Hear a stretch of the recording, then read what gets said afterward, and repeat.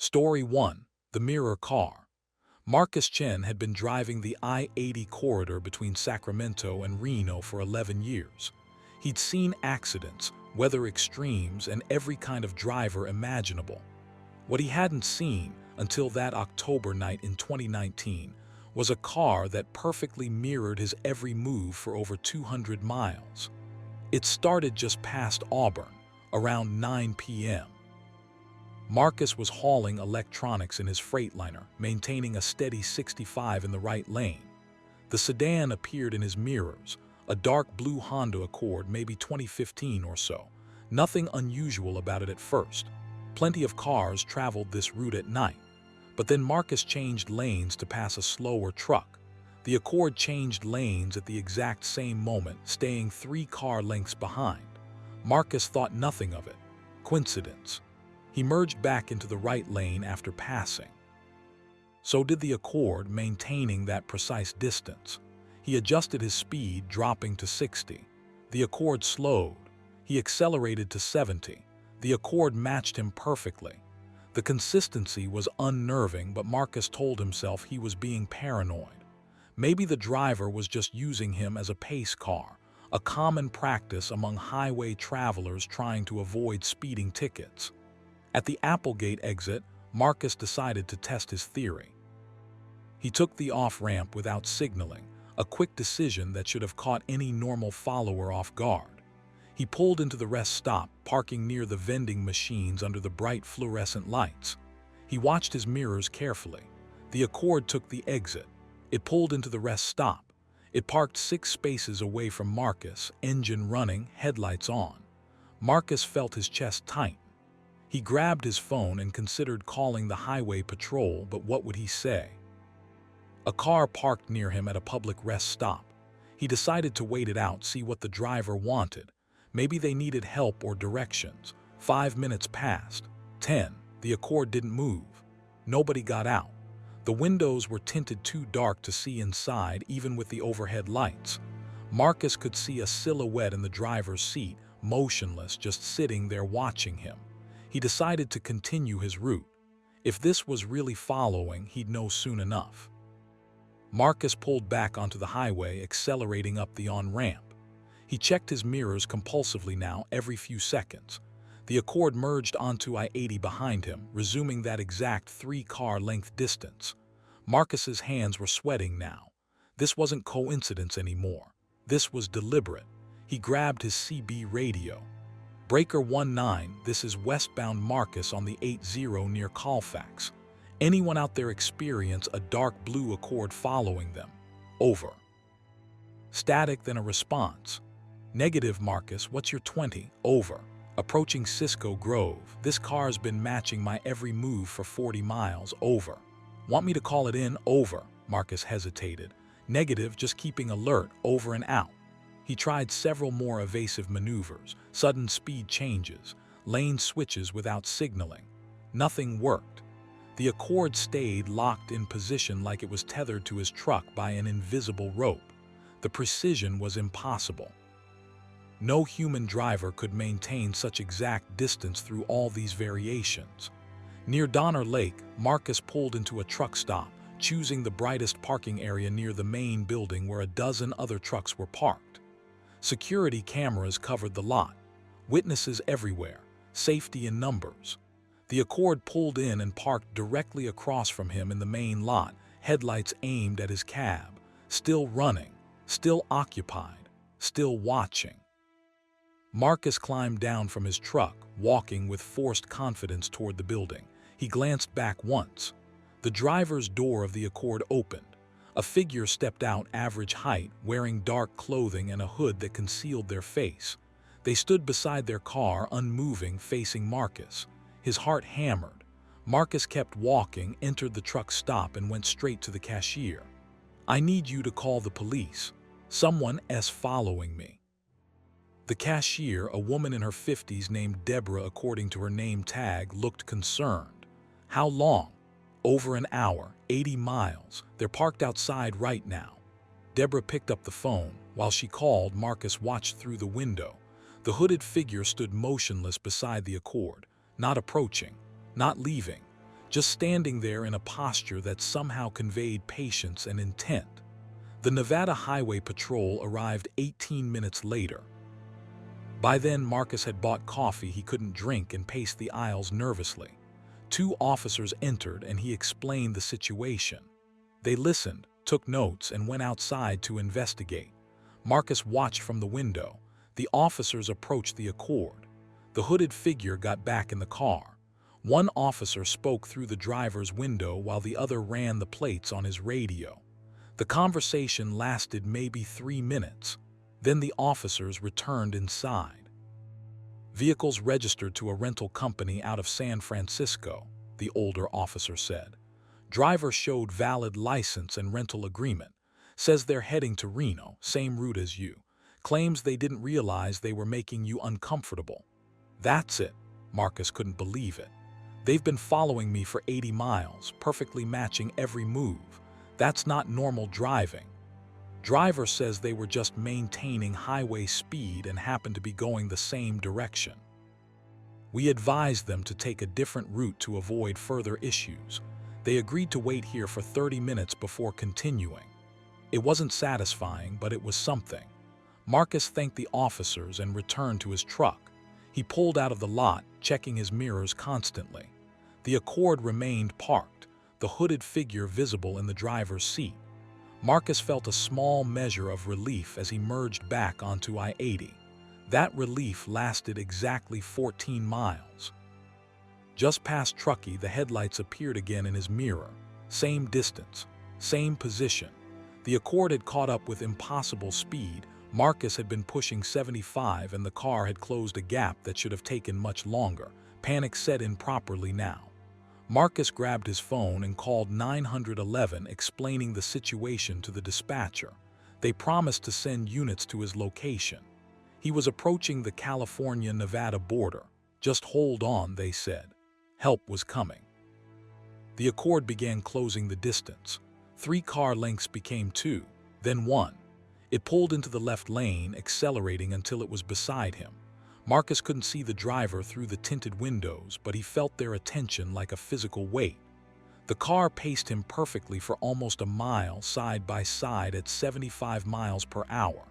Then it accelerated and pulled ahead. Marcus felt a moment of irrational hope. Maybe they were just passing, finally ending this nightmare. But the Accord didn't disappear into the distance. It merged into Marcus's lane about 50 feet ahead and began slowing down. Marcus had to brake. The Accord slowed more. Marcus changed lanes to pass. The Accord switched lanes, blocking him. This happened 3 times in rapid succession, the car forcing Marcus to slow from 75 to 60 to 50. Other vehicles honked and swerved around them. Red and blue lights appeared in the distance ahead. Nevada Highway Patrol had set up ahead, waiting. The Accord suddenly accelerated hard, engine roaring as it shot forward. It took the next exit at dangerous speed, tires squealing. And then it was gone, disappeared into the network of mountain roads. The patrol officers took Marcus's statement. They searched for the Accord but found nothing. The license plate came back to a rental reported stolen from San Francisco 2 days earlier. The person who'd rented it, whose license the previous officers had verified, had reported their wallet stolen that same day. Marcus completed his delivery to Reno with a police escort. He never saw the Accord again, but for months afterward, every blue sedan in his mirrors made his heart race. He installed a dashcam system with multiple angles. He varied his routes obsessively, never taking the same path twice in a row. The worst part wasn't the fear during those hours of being followed. It was the knowledge that someone had chosen him randomly, had the skills to tail him with inhuman precision, and had vanished without explanation or consequence. The rental company found their car abandoned in a Walmart parking lot in Sparks, Nevada, wiped clean of fingerprints. To this day, Marcus doesn't drive I-80 at night. He takes the longer southern route through Carson City, adding an hour to his trip. Some of his fellow drivers joke about it, call him paranoid, but others understand. The road has its mysteries. It's dangers that can't be explained by accident reports or weather conditions. Marcus knows what he experienced. Someone had stalked him across 100 miles of highway with purpose and precision. And whoever they were, they got away with it completely. That's what keeps him awake sometimes, knowing that person is still out there, maybe choosing another random driver, maybe following someone else right now with that same impossible accuracy. The police file remains open but inactive. Marcus checks it sometimes, hoping for updates. There never are any. Story 2. The Truck Stop Watcher. Sarah Martinez pulled her Kenworth into the Flying J outside of Amarillo at 2:47 a.m. on a freezing January morning in 2021. She'd been on the road for 9 hours straight, hauling refrigerated goods from Dallas to Denver, and desperately needed sleep. The truck stop was busy despite the hour, maybe 20 rigs in the lot, their engines rumbling to keep cabs warm against the bitter cold. She parked in her usual spot when stopping here, the back row near the fence where it was quieter. Sarah had been trucking for 6 years, the last 3 as an owner-operator. She knew the routines, the safe practices. Lock the doors, keep the CB on, trust your instincts. Before settling in for her mandatory rest period, Sarah did her walk around, checking tire pressure and securing her load. That's when she noticed him, a man standing by the fence about 50 feet away, partially obscured by shadows between 2 semi-trucks. He was staring directly at her truck. Sarah felt a prickle of unease but told herself not to overreact. Truck stops attracted all kinds: lot lizards, drug dealers, people down on their luck. You learn to ignore the weird stuff and stay alert to actual danger. This guy was just standing there, not illegal. She completed her check and climbed back into her cab, locking the door firmly. She pulled the curtains closed across the windshield and the side windows, blocking out the parking lot lights. Her sleeping berth was comfortable enough and she was exhausted. Within minutes, she was drifting off. Something woke her at 4:15 a.m. A sound, subtle, rhythmic, tapping. Sarah lay still, listening. The tapping came again, soft but deliberate, metal on metal. It was coming from the side of her trailer. She grabbed her phone and pulled back the curtain slightly. The parking lot lights revealed nothing unusual at first. Then she saw him. The same man from earlier, now standing directly beside her trailer, his hand raised. As she watched, he tapped his knuckles against the refrigerated unit's housing. 3 slow knocks. Pause. 3 more knocks. Sarah's stomach turned cold. She pushed the curtain back into place and called the truck stop's office. "There's someone knocking on my trailer, spot C17. Can you send security?" "Copy that, sending someone now." Sarah waited, phone in hand, watching through a tiny gap in the curtains. The man continued his knocking pattern.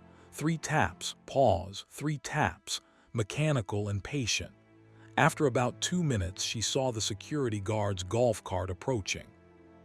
The man calmly walked away, disappearing between other trucks before security arrived. The guard checked around her rig, found nothing, and told Sarah to call if it happened again. She tried to go back to sleep but couldn't. She kept listening for that tapping sound, jumping at every noise. At 5:30, she gave up and started her pre-trip check, eager to get back on the road. The man was sitting on the fence when she emerged. Same position as before, just watching her. In the growing dawn light, Sarah could see him more clearly, maybe 40 years old, thin build, wearing a dark jacket and jeans. His face was unremarkable except for his eyes, which never left her truck. Sarah ignored him and completed her check quickly. She fired up the Kenworth and pulled out of the lot, relief washing over her as the truck stop shrank in her mirrors. Just a weird encounter. She'd have a story to tell other drivers. But 50 miles later, near the Texas-New Mexico border, Sarah stopped at a smaller independent truck stop for fuel. While the diesel pumped, she went inside for coffee. When she returned, someone had tucked a piece of paper under her windshield wiper. The note was written in precise block letters. KENWRTHW 900, white cab, trailer 847,263. You sleep with curtains closed. I know your route. Sarah's hands shook as she read it. Her trailer number was correct. This wasn't random harassment. She called the police, showed them the note. They took a report but explained there wasn't much they could do, no direct threat, no crime committed. They suggested she vary her routine and stay alert. Paranoid now, Sarah skipped her usual stops. She drove straight through to Albuquerque, fighting exhaustion with coffee and energy drinks.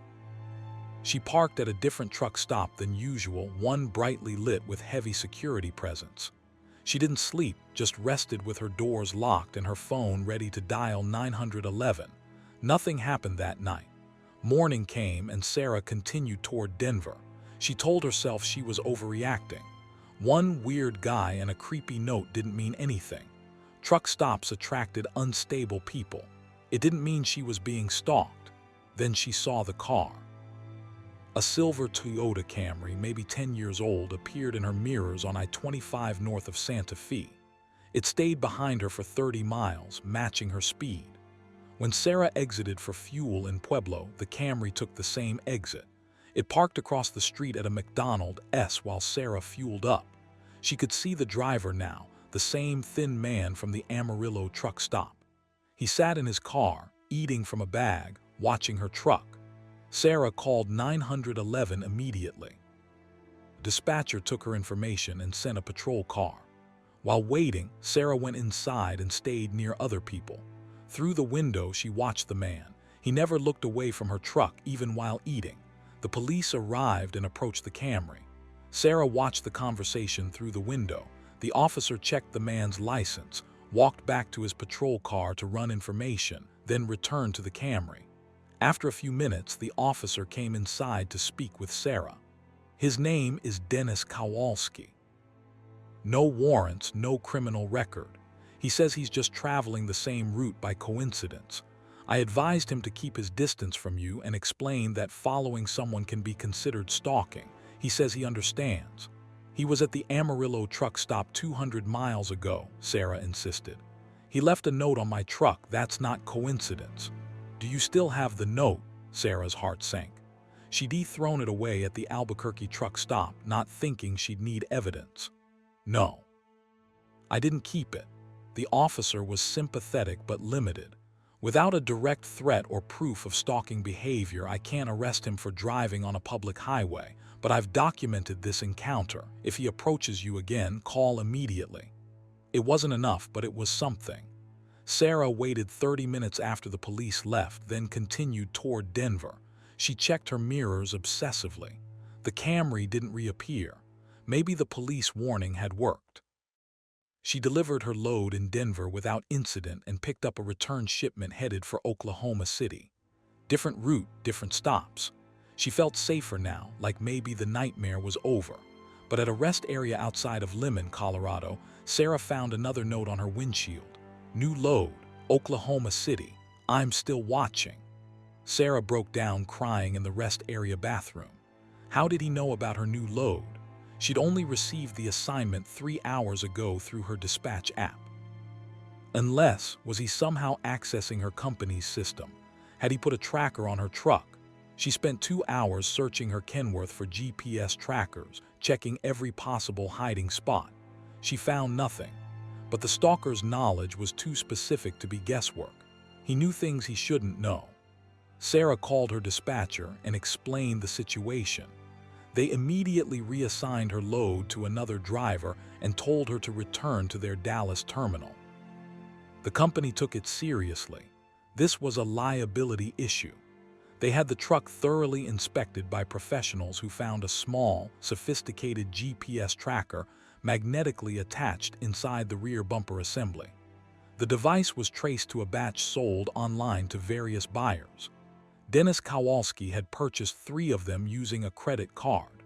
This was enough for police to obtain a restraining order and press charges for stalking. Kowalski was arrested at his home in Tucson. In his garage, police found detailed logs of Sarah's movements, dates, times, routes, truck stop locations, photos of her truck from various angles, printouts of her trucking company's shipping schedules, somehow obtained through a hacked email account belonging to a company administrator. The prosecutor explained that Kowalski had a history of obsessive behavior. He'd fixated on Sarah after seeing her at a truck stop 6 months earlier. He'd been following her intermittently ever since, learning her patterns, collecting information. The notes were his way of escalating, making his presence known. Psychologists testified that he likely would have eventually approached her directly, possibly violently. The intervention had prevented an escalation. Kowalski pleaded guilty to stalking and computer crimes. He received 3 years in prison and a permanent restraining order. Sarah received counseling through her company's assistance program, but the damage was done. She couldn't shake the feeling of being watched. Every car in her mirrors became a potential threat. She left trucking 6 months later, taking a dispatch job where she works from home. She still has nightmares about that tapping sound, 3 knocks, pause, 3 knocks. About seeing that thin figure standing by the fence, endlessly patient, endlessly watching. The scariest part, she tells other female truckers who ask about her story, was how long it had been going on without her knowing. 6 months of surveillance before she ever noticed. How many times had he been watching while she thought she was alone and safe? That question still haunts her. Story 3. The Highway Companion. Robert Bobby Jackson had driven the same route every Tuesday and Thursday for 4 years. Springfield, Missouri to Memphis, Tennessee, hauling auto parts for a manufacturing supplier. The 290-mile journey was so routine he could practically drive it in his sleep. He knew every exit, every truck stop, every speed trap. On a humid Tuesday evening in August 2020, Bobby noticed the motorcycle for the first time near Poplar Bluff. A black Harley-Davidson, riding about a quarter mile behind him in the right lane. The rider wore dark riding gear and a black helmet with a tinted visor. Nothing unusual. Motorcycles frequently used highways. But this one stayed behind Bobby's rig for 40 miles without passing or falling back. Always that same distance, that same position. When Bobby slowed for traffic, the motorcycle slowed. When he accelerated, it matched his speed. When he changed lanes, it eventually did too, maintaining that quarter-mile gap. Bobby found it odd but not alarming. Maybe the rider was new to long-distance travel and felt safer following a truck. It happened sometimes. He continued his route, keeping half an eye on his mirrors. The motorcycle followed him all the way to the Memphis distribution center. When Bobby took his exit, the bike took it too. When Bobby pulled into the facility's parking lot, the motorcycle stopped at the entrance, idling for a moment before turning around and leaving. Strange, but Bobby shrugged it off. He unloaded his cargo, did his paperwork, grabbed dinner at a nearby diner, and checked into the motel where he always stayed on Memphis runs. Tomorrow he'd pick up the return load and head back to Springfield. Thursday's return trip started normally. Bobby left Memphis at 6 a.m. with a full load of manufactured components. About 20 miles in, the black motorcycle appeared in his mirrors. Same bike, same rider, same quarter-mile following distance. Now Bobby felt uneasy. Once could be coincidence, twice was a pattern. He grabbed his CB radio. Anyone eastbound from Memphis see a black Harley on the 7-5? Over. A woman's voice responded. Negative driver, why over?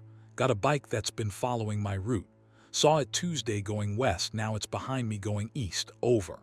That's weird, want me to call it in, over. Bobby hesitated. What would he report? A motorcycle legally riding a public highway. Negative, just keeping alert, thanks. Over and out. The motorcycle followed him for 120 miles before Bobby finally pulled into a truck stop in Jonesboro, Arkansas. He needed fuel anyway, and he wanted to see what the rider would do. Would they follow him in, approach him, explain this bizarre behavior? The motorcycle passed the truck stop exit, continuing down the highway. Bobby felt relieved as he fueled up. Just paranoia. Different rider on a similar bike, probably. But when he merged back onto the highway 30 minutes later, the motorcycle was waiting on the shoulder about a mile ahead. As Bobby passed, it pulled onto the highway behind him and resumed that exact quarter-mile following distance. Bobby's relief evaporated. This was deliberate. Someone was specifically targeting him. But why? He wasn't carrying valuable cargo. He had no enemies that he knew of. He lived a quiet life, work, home, the occasional fishing trip. This made no sense. He called his wife, Denise, trying to keep the worry out of his voice. "Hey, honey, weird question. Anyone come around asking about me, my schedule, my route, anything like that?" "No, why? What's wrong?" Bobby explained about the motorcycle. Denise was immediately concerned, insisting he call the police. Bobby promised he would if it continued. The motorcycle followed him all the way back to Springfield, every mile, every turn. When Bobby finally pulled into his company's yard, the bike stopped across the street. The rider sat there, engine idling, watching Bobby unload and park his truck. When Bobby walked to his pickup truck to drive home, the motorcycle finally drove away. Bobby reported it to his dispatcher and filed a police report that evening. The officer was sympathetic, but explained that following someone on public roads wasn't illegal unless it could be proven as stalking with intent to harass or threaten. "Has the rider approached you, made threats, attempted contact?" "No, just follows me. Same distance, same position every mile. Keep documenting. If it happens again, call us immediately." It happened again the next Tuesday, and the Thursday after, and every trip for 3 weeks. The black motorcycle became Bobby's constant shadow, appearing shortly after he left Springfield or Memphis, following at that precise quarter-mile distance, stopping across from his destinations, never approaching, never deviating. Bobby's nerves were shot. He couldn't sleep properly. He jumped at every motorcycle sound. Denise begged him to take a different assignment, but Bobby had seniority on this route. It paid well. He couldn't just abandon it because of some weirdo on a bike. He tried confronting the situation. On the 4th week, Bobby pulled onto the shoulder suddenly and stopped. The motorcycle stopped too, a quarter-mile back. Bobby got out and walked toward it, waving his arms, shouting, "What do you want?" The rider simply turned the bike around and drove back the way they'd come, disappearing from sight. But 3 miles later, when Bobby checked his mirrors, the motorcycle was back in position, following as always. Bobby tried varying his routine, different stops, different times, different speeds. Nothing worked. The rider always found him, always resumed that same following distance. It was like being haunted by a mechanical ghost. The police couldn't do anything without evidence of intent to harm. The motorcycle's license plate came back to a registered owner in Little Rock, Arkansas, a man named Gerald Finch, who claimed he'd sold the bike months ago to a private buyer for cash. No paperwork. Probably a lie, but unprovable. Bobby installed cameras on his truck, front, rear, and sides. He documented every trip, every sighting. He contacted a lawyer about getting a restraining order, but against whom? He didn't know the rider's identity. He only had a license plate registered to someone claiming they de-sold the bike. The breakthrough came unexpectedly in week 7. Bobby was fueling in Jonesboro when another trucker, an older man named Earl, approached him. "You're the guy with the motorcycle problem, right? Heard it on the CB." "Yeah, you seen him," Earl nodded slowly. "I think I know who it is. Guy named Gerald Finch. Used to be a trucker, drove this route for years before he lost his CDL for a DUI about 8 months ago. He was obsessed with this job. It was his whole life. Took it real hard when he got fired." The pieces clicked into place. Bobby pulled up the DMV photo of Gerald Finch from the motorcycle registration. He showed it to other drivers who'd seen the motorcyclist at truck stops. 2 confirmed they'd seen a man matching Finch's description near the black Harley. Armed with this information and Bobby's extensive documentation, police finally had enough to approach Finch. They found him at home in Little Rock. He initially denied everything, but his garage contained riding gear matching what the motorcyclist wore, and neighbors confirmed he left town every Tuesday and Thursday, returning late at night. Under questioning, Finch broke down. He admitted to following Bobby's route. He explained that this run had been his life for 12 years. When he lost it due to his DUI, he'd fallen into depression. He couldn't let go. Following Bobby's truck made him feel connected to the job he'd lost. He'd convinced himself he was just riding the highway, that it wasn't hurting anyone. The prosecutor called it delusional attachment behavior. Finch genuinely didn't understand how terrifying his actions had been. He saw himself as a harmless observer, reliving his former life vicariously. He couldn't comprehend the fear he'd instilled in Bobby. Finch accepted a plea deal, probation, mandatory psychiatric treatment, a restraining order prohibiting him from being within 500 feet of Bobby or his route. The judge was lenient, viewing Finch as disturbed rather than malicious. Bobby wasn't satisfied. He'd lived in fear for 2 months because of this man's delusion, but it was over at least. The motorcycle didn't appear on his next trip, or the one after. Gradually, Bobby's anxiety decreased. He still checks his mirrors obsessively. He still tenses when motorcycles appear on the highway. The experience changed him, made him hypervigilant in ways that probably won't ever fully fade. The worst part, Bobby told his therapist, was understanding Finch's perspective. The man had lost everything that defined him and coped by living through someone else. It was sad and pathetic and terrifying all at once. Bobby almost felt sorry for him, almost. But then he'd remember the feeling of being watched, followed, stalked across hundreds of miles week after week. He'd remember the helplessness of being unable to stop it, the police unable to help because technically no laws were being broken. Bobby still drives the Springfield-Memphis route. It's his route now. But he'll never feel the same peace he once felt on those familiar roads. Finch took that from him, even if he never meant to cause harm. That's the thing about stalking, Bobby learned. Intent doesn't matter. Impact does. And the impact of being someone's unwitting stand-in for their lost dreams was a kind of violation he'd never quite recover from. Story 4. The rest stop notes. Jennifer Walsh drove a delivery van for a medical supply company, covering the I-95 corridor from Richmond, Virginia to Jacksonville, Florida. The 680-mile route typically took her 3 days round trip, with overnight stays at budget motels along the way. She'd been doing it for 2 years without incident, until March 2022, when the notes started appearing. The first one was at the south of the border rest stop in South Carolina. Jennifer had stopped for a bathroom break and a coffee around 2 p.m. When she returned to her van, a folded piece of white paper was tucked under the driver's side wiper. The note read, "You have beautiful dedication to your work.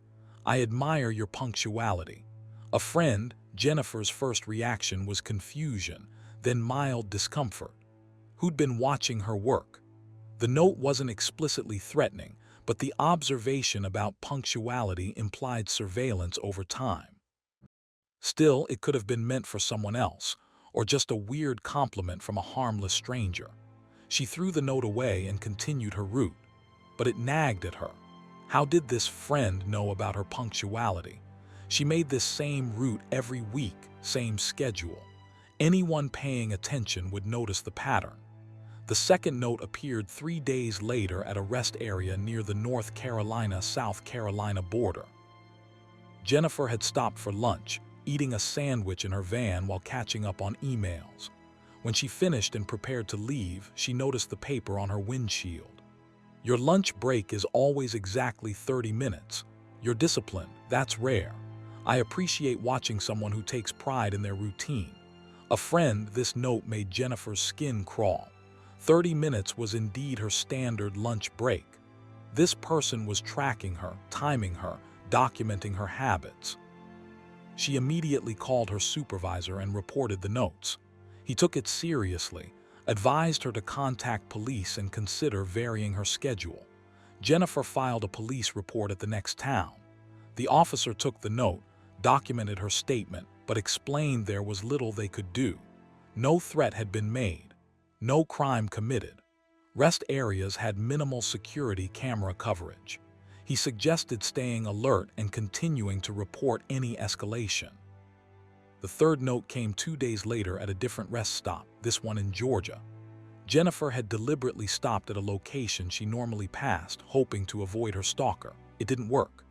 "You changed your stop today, smart, but I know your route better than you think. I'm always nearby."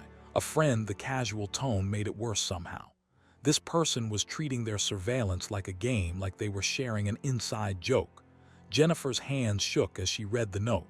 Always nearby. How close were they? Were they watching her right now? She scanned the rest area parking lot. Dozens of cars, trucks, RVs, families, truckers, travelers. Any of them could be her stalker. The powerlessness was suffocating. Jennifer called the police again. This time they took it more seriously. 3 notes constituted a pattern. They advised her to keep all future notes as evidence, install dashcams if possible, and consider taking time off work while they investigated. But Jennifer couldn't afford time off. She was a single mother with 2 kids. This job paid her bills. She installed cheap dashcams that night at a Walmart, mounting them to capture her van's exterior while parked. The 4th note appeared at a rest stop in Florida, her southern turnaround point. Jennifer had been hypervigilant, watching everyone around her van, but she'd gone inside to use the bathroom for maybe 5 minutes. When she returned, the note was there. "The cameras are a good idea, but I'm careful. You won't catch me on video. Your daughter's soccer game is this Saturday at 4 p.m., right? You must be proud of her." A friend, Jennifer's blood turned to ice. Her daughter. This monster knew about her daughter, knew her schedule. How? Jennifer's social media was private, her children's faces never posted publicly. She'd been careful about digital security. Unless Jennifer frantically checked her van. In the back, among the medical supplies, she found it. A small GPS tracker magnetically attached to the vehicle's frame, hidden behind a panel. Her stalker had been tracking her electronically, possibly for weeks or months. She called 911 immediately. Police arrived, collected the tracker, secured it as evidence. They took her statement and the latest note. The mention of her daughter elevated this to a serious threat. Detectives were assigned. Jennifer drove home that day, breaking every speed limit, terrified the whole way. She picked up her kids from her mother's house and explained they needed to stay there for a while. She filed for emergency protective orders despite not knowing the stalker's identity. She took a leave of absence from work. The investigation moved slowly. The GPS tracker was a common model sold online to thousands of buyers. The notes had no fingerprints. The stalker had been careful. Rest area security footage was reviewed, but without knowing what they were looking for, identifying the stalker was nearly impossible. Then Jennifer's supervisor called with disturbing news. Another female driver on the same route had come forward after hearing about Jennifer's case. She'd been finding notes too, different content, but same handwriting, same "a friend" signature. This had been going on for 6 months before she quit in fear. A third driver, who'd left the company a year ago, was tracked down by investigators. She confirmed the same experience. Notes at rest stops, escalating personal details. She'd quit and moved to a different state, never reporting it because she didn't think anyone would believe her or could help. The police now had a serial stalker who'd been targeting female drivers on the I-95 corridor for at least 18 months, but they still didn't have a suspect. The stalker never appeared on camera, never made direct contact, left no forensic evidence. The break came from an unexpected source. A rest area maintenance worker in South Carolina named Thomas Brandt was questioned as part of the wider investigation. He seemed nervous, his answers evasive. A background check revealed an obsession with tracking and surveillance. His apartment was filled with radio scanners, GPS equipment, photography gear with telephoto lenses. A search warrant uncovered the evidence. Hundreds of photos of female drivers at various rest stops, detailed logs of their schedules, routes, and habits. Printouts of social media profiles he'd somehow connected to license plates. The notes from Jennifer and the other victims, carefully copied in a journal with his observations about each woman's reactions. Brandt had been exploiting his job to stalk women. He worked maintenance at multiple rest stops along I-95, giving him perfect access and explaining why he never appeared on security footage. He was supposed to be there. He could place notes on vehicles while appearing to empty trash or clean facilities. His motivation, according to the psychiatric evaluation, was a desire for connection and control. He was socially isolated, awkward, unable to form normal relationships. Watching women, learning their patterns, making them aware of his presence through notes, it gave him a sense of intimacy and power without the risk of rejection. Brandt pleaded guilty to multiple counts of stalking and was sentenced to 6 years in prison. The company fired him and reviewed hiring practices. Rest area security was increased along the I-95 corridor. Jennifer never returned to that route. She took a local delivery position, lower pay but home every night. The violation of privacy, the fear for her children's safety, it had been too much. She still gets anxious at the sight of rest areas. The other victims reported similar lasting effects. One developed agoraphobia. Another changed careers entirely, leaving the transportation industry. The third still has nightmares about being watched. What haunted Jennifer most was learning she'd been one of at least 7 women Brandt had stalked, some for months before they quit or changed routes. His journal revealed he'd become bored with some victims and moved on to new ones. He rated them, compared them, wrote about his favorites. Jennifer had been his favorite. He'd written entire pages about her punctuality, her professionalism, her dedication to her children. He'd imagined conversations with her, fantasized about revealing himself and her being grateful for his attention. His delusion was complete. She keeps his journal entries now, copies provided by the prosecutor. Not to read, but to remember, to validate that her fear was justified, that the danger was real. Sometimes people questioned whether notes left on a car warranted such trauma. Those people didn't understand surveillance, didn't grasp how violation doesn't require physical contact. Brandt had invaded every mile of her route, every moment of her workday. He'd learned her children's schedules. He'd made her feel unsafe in her own routine, in her own life. That was the real stalking, not the notes themselves, but the constant presence they represented. Jennifer testified at his sentencing. She looked him in the eye and told him he'd stolen her peace, her livelihood, her sense of security. Brandt cried and apologized, saying he'd never meant to hurt anyone, he just wanted to feel close to someone. The judge wasn't moved. Neither was Jennifer. Intent didn't erase impact. Loneliness didn't excuse violation. Brandt went to prison and Jennifer started the long process of reclaiming her life. She still drives for a living. She won't let him take that from her completely, but she'll never drive I-95 again. Some roads carry too many ghosts. Story 5. The parking lot CIRCLES. Danny Reeves was a long-haul trucker specializing in refrigerated goods, running routes throughout the Midwest. In November 2018, during a delivery to a distribution center outside Des Moines, Iowa, he experienced something that still defies explanation and continues to disturb him years later. Danny arrived at the facility around midnight. His appointment was for 6 a.m., but he'd made good time and decided to sleep in the parking lot rather than find a truck stop. The facility had a large lot for early arrivals, well lit and paved, surrounded by empty fields. Danny had parked there before. It was safe and quiet.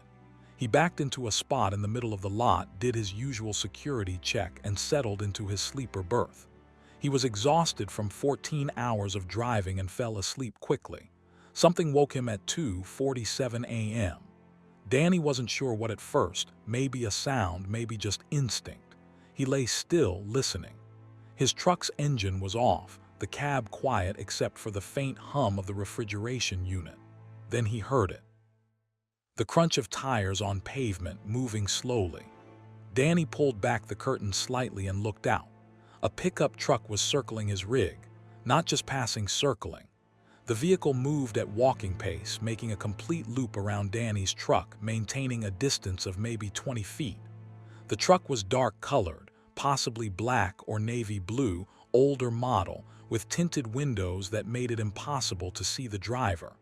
Danny watched, confused. The pickup completed one full circle, then started another, and another. The same slow, deliberate pace, the same distance, like it was orbiting his truck. After 5 circles, Danny's confusion turned to unease. This wasn't normal. He grabbed his phone, ready to call the police, but hesitated. What would he say? Someone's driving in circles in a parking lot, that's not illegal. The pickup kept circling. 10 loops, 15, 20. It never stopped, never varied its speed or distance. Danny's unease became fear. There was no reason for this, no explanation that made sense. He honked his air horn, a loud blast that echoed across the empty parking lot. The pickup didn't react, just continued its steady orbit. Danny turned on his truck's exterior lights, illuminating the area. Still no reaction. 25 circles, 30. This had been going on for nearly 40 minutes now. Danny called 911. Des Moines emergency. What's your emergency? I'm at the Morrison Distribution Center on Highway 65. There's a vehicle circling my truck. It's been going in circles for almost an hour. I don't know what they want. The dispatcher stayed calm. Are they threatening you or attempting to approach your vehicle? No, just circling, over and over, same speed, same path. Is your vehicle secure, doors locked? Yes. Stay inside and locked. I'm sending a deputy to your location. Danny felt some relief, but the circling continued. 35 loops, 40. The mechanical repetition was maddening. Whoever was in that pickup truck had supernatural patience and purpose. At the 43rd circle, red and blue lights appeared in the distance. The pickup immediately stopped circling, accelerated across the parking lot, and disappeared onto the highway before the deputy could enter the lot. The deputy took Danny's statement, checked around his truck, and found nothing unusual. No damage, no threats left behind. The officer explained that without a license plate number or clear threat, there was little to investigate. He suggested Danny move to a different location for the night. But Danny was angry now, not just scared. This was his legal parking spot. He had a delivery in a few hours. He wasn't being chased off by some psycho driving in circles. He told the deputy he'd stay, and he'd call again if the truck returned. The deputy agreed to drive by periodically throughout the night. Danny tried to sleep but couldn't.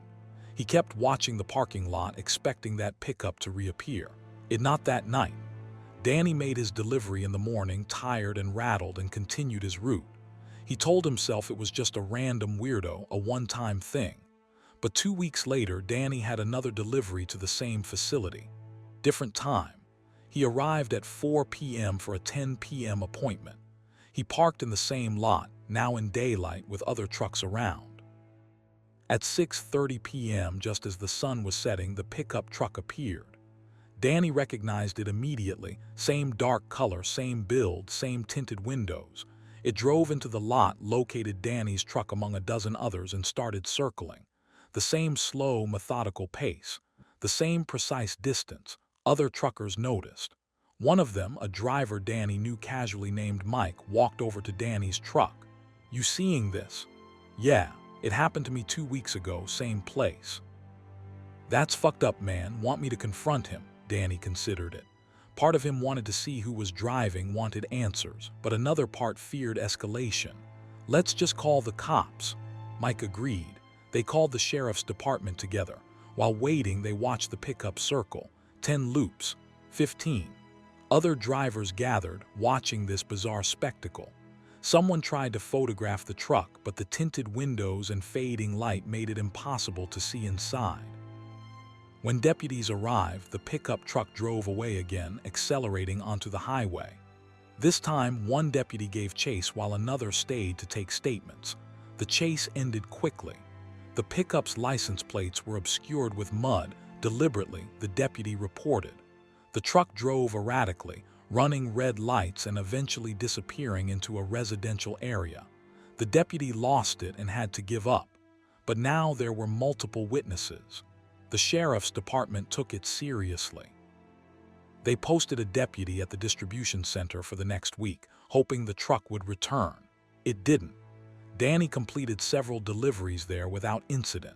He started to think maybe the police presence had scared off whoever was responsible.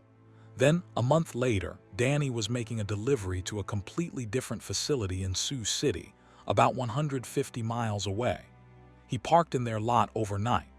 At 3 a.m., the pickup truck appeared and started circling. Danny was terrified now. This wasn't about the Des Moines location.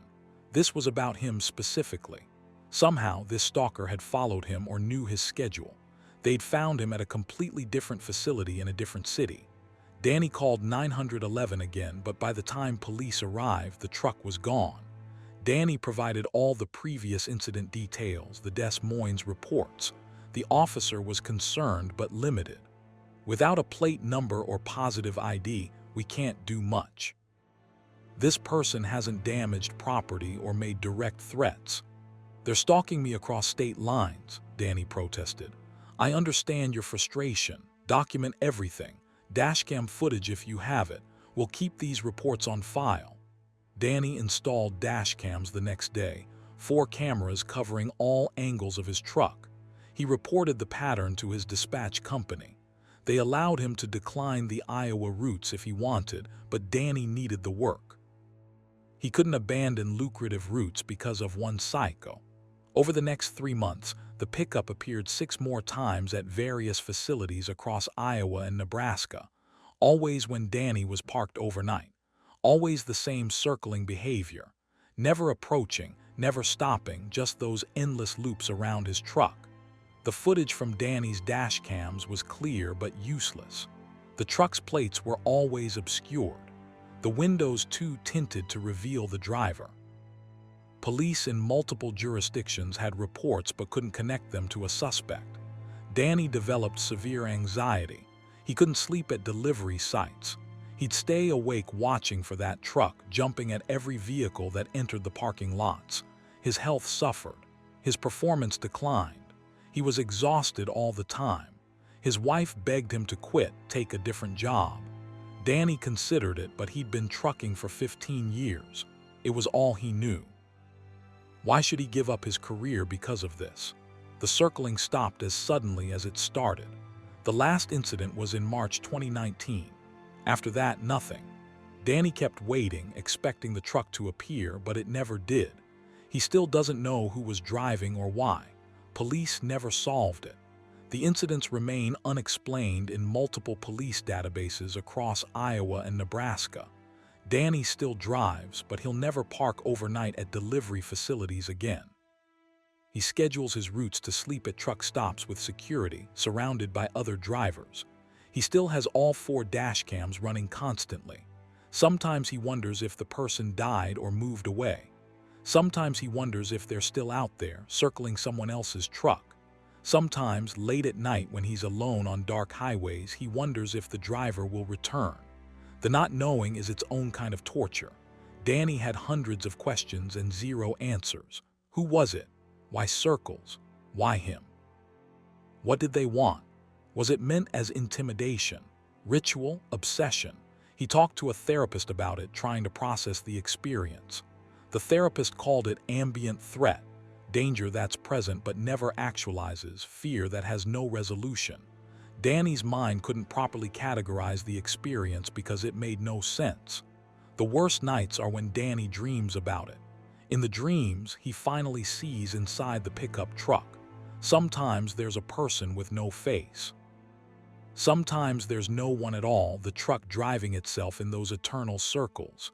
He wakes from these dreams sweating, checking his cameras, confirming no truck is circling him. But the fear remains, coiled in his chest, a permanent resident. Danny knows other truckers laugh about it. The guy who got circled, they call him, like it's a joke. They don't understand what it felt like to be trapped in his truck, watching that vehicle loop around and around for hours, unable to stop it, unable to understand it. It broke something in him, that experience. His sense of safety, his confidence on the road. The predictable world of routes and schedules had been invaded by something random and malicious. And because it ended without explanation, Danny never got closure. Just this lingering question that surfaces every time he parks somewhere isolated. Will tonight be the night the circles start again?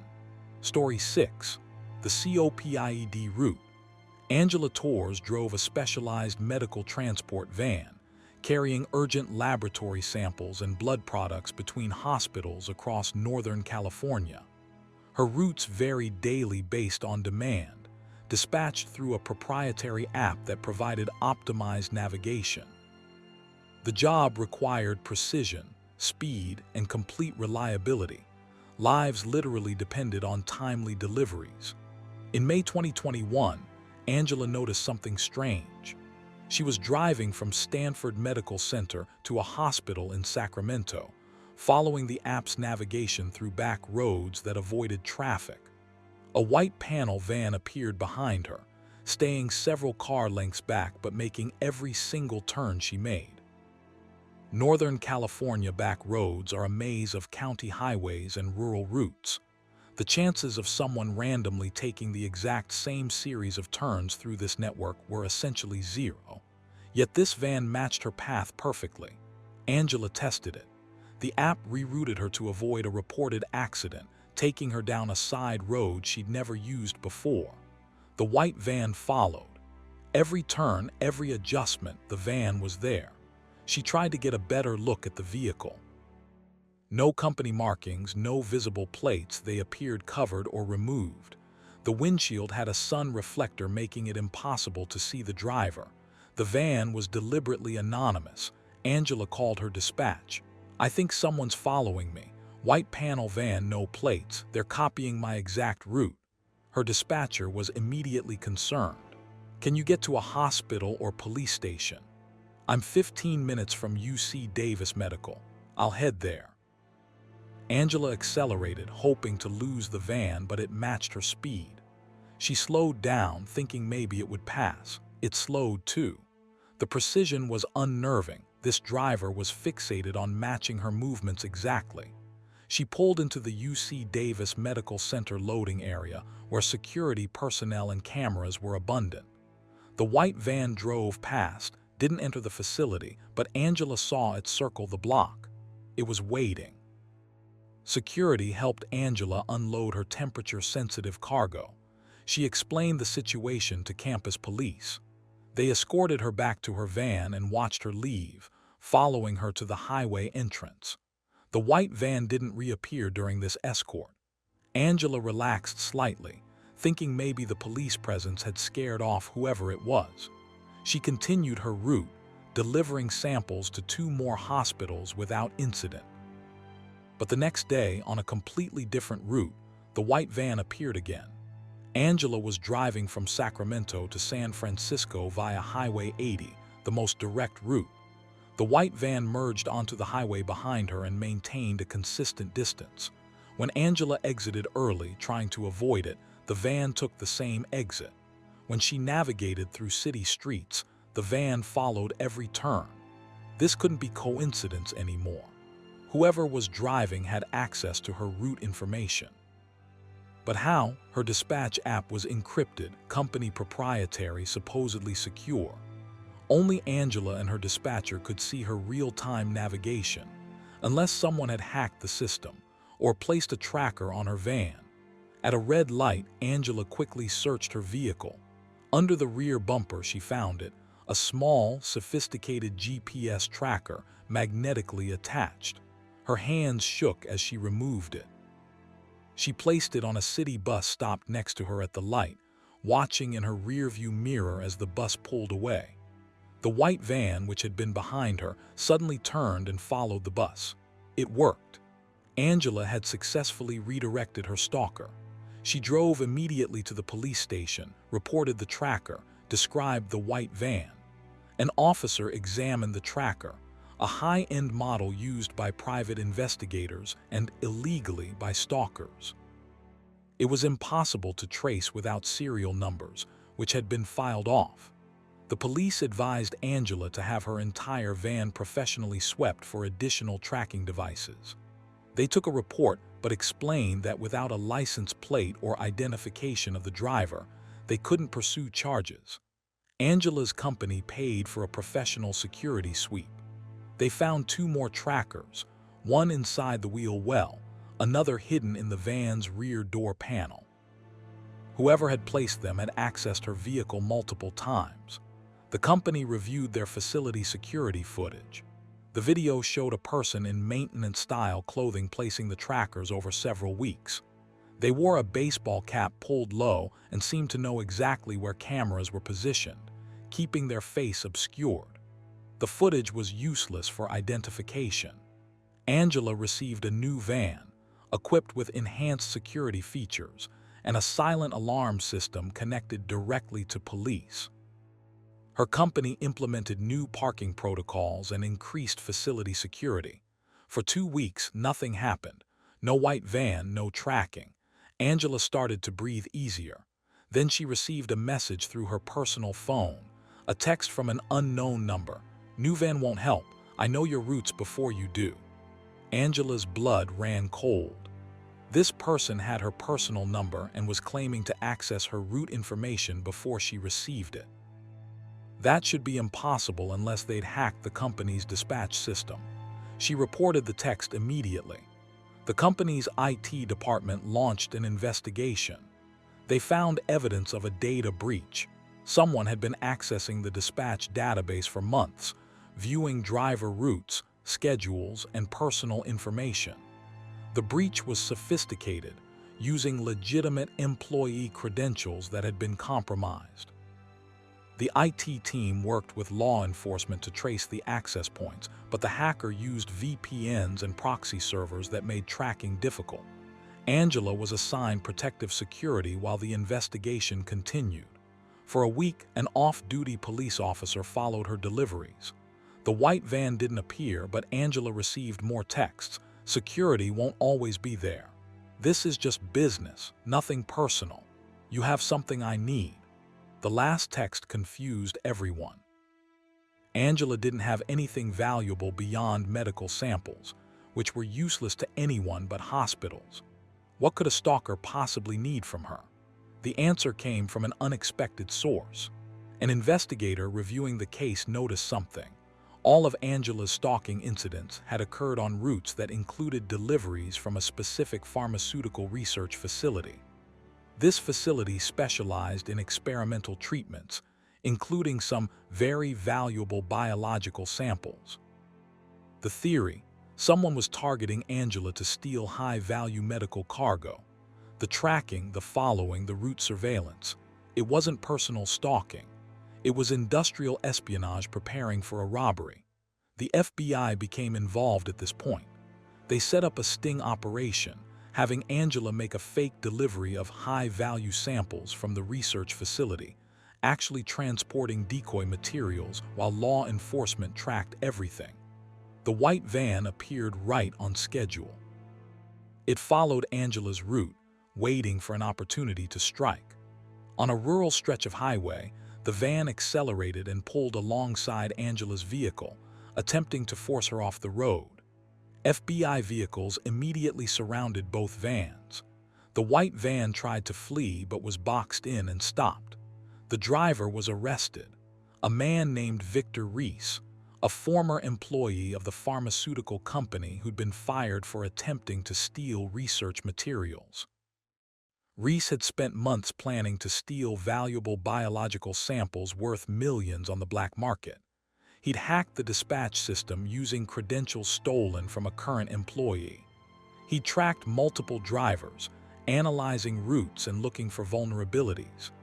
Angela had been chosen because her routes frequently included the high-value facility, and she drove alone on predictable paths. The stalking wasn't personal, it was reconnaissance. Reese had been mapping her patterns, identifying the best locations for a robbery. The texts were meant to frighten her into making mistakes that would create opportunities. In Reese's home, investigators found detailed files on Angela: photos, route maps, schedule analyses, personal information.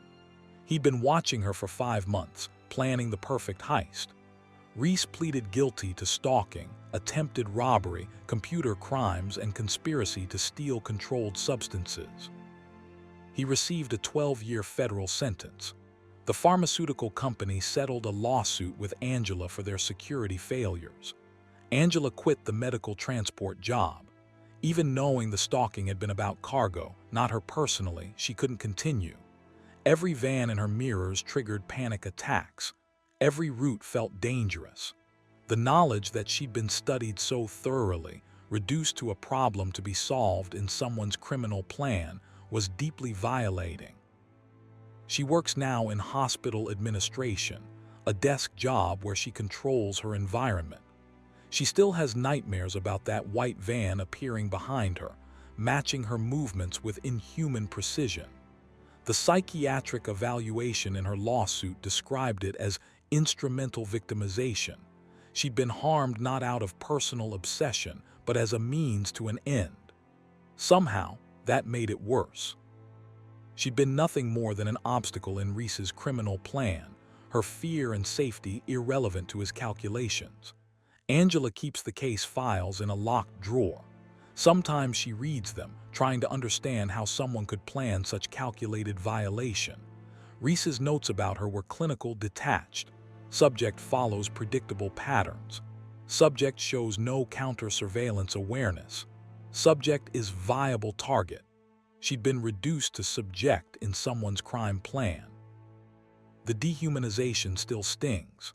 The pharmaceutical company instituted new security protocols.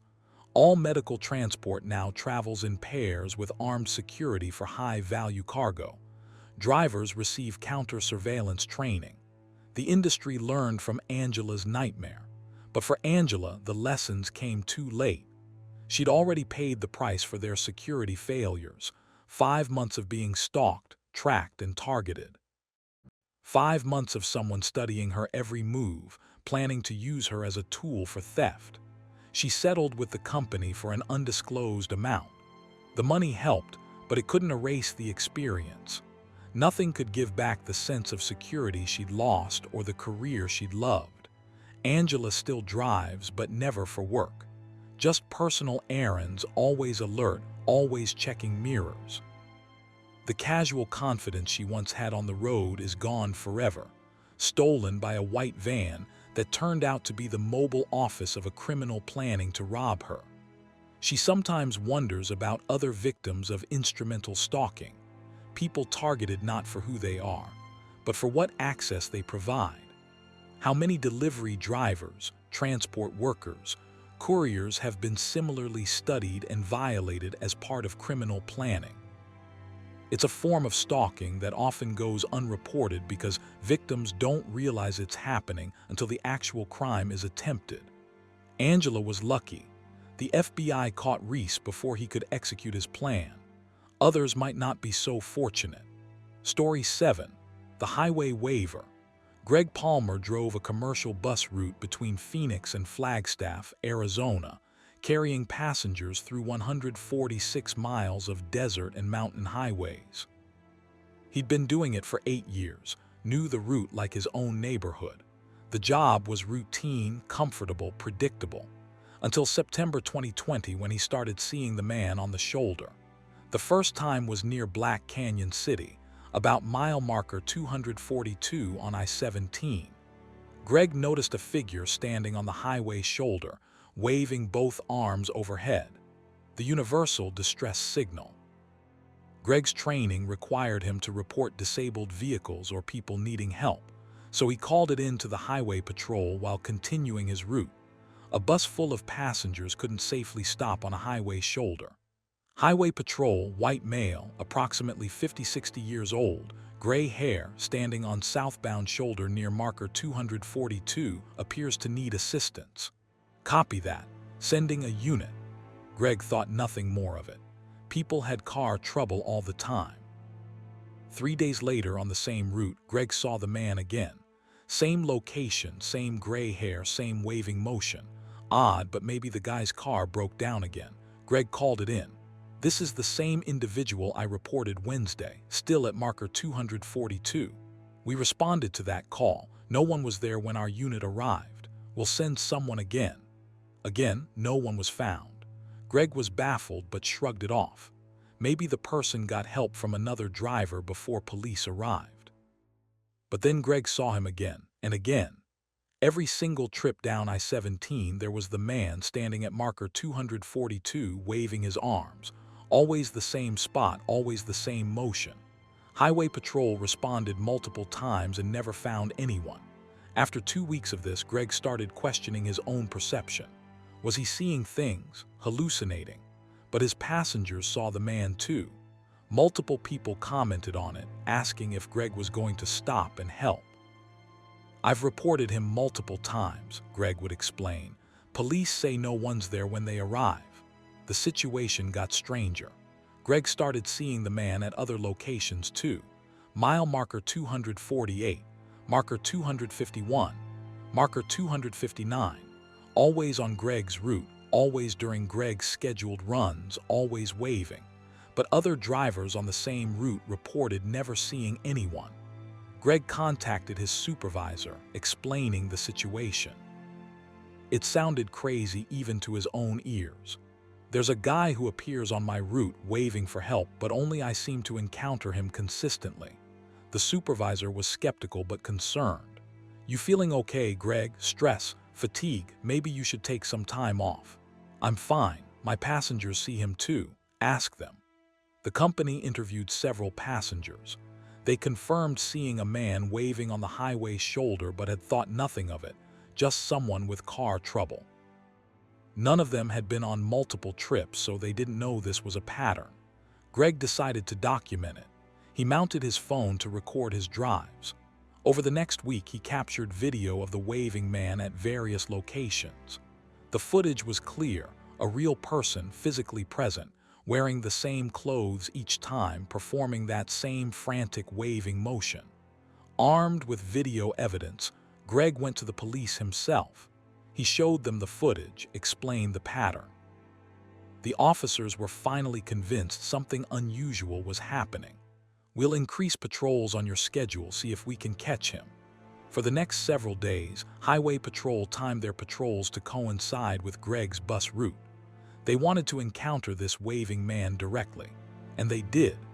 At mile marker 242, during Greg's scheduled southbound run, officers found the man waving on the shoulder. They pulled over, approached him. The man's name was Donald Kessler. He had identification, appeared coherent, and was standing next to a car with its hood up, claiming engine trouble. But when officers checked, the car was fine. It ran perfectly. There was no mechanical issue. When questioned about why he was waving down traffic, Kessler became evasive. He claimed he was just checking his engine, wasn't waving for help. The officers pointed out that multiple witnesses, including video footage, showed him deliberately waving both arms. Kessler changed his story. He said he was exercising. Standing on highway shoulders and waving his arms was part of his fitness routine. The officers found this absurd and suspicious. They asked why he was always on the shoulder when Greg's bus passed. How did he time it so precisely? Kessler claimed it was coincidence.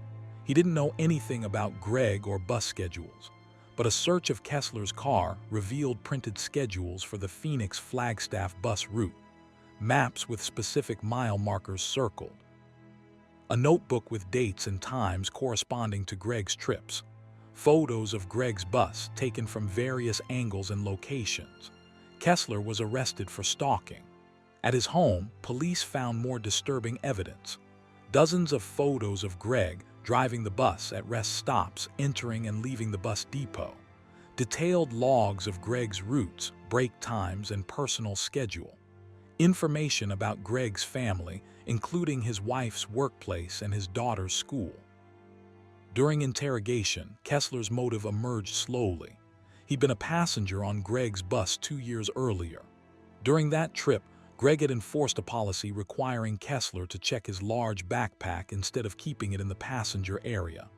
Kessler had argued, claiming the bag contained valuable items.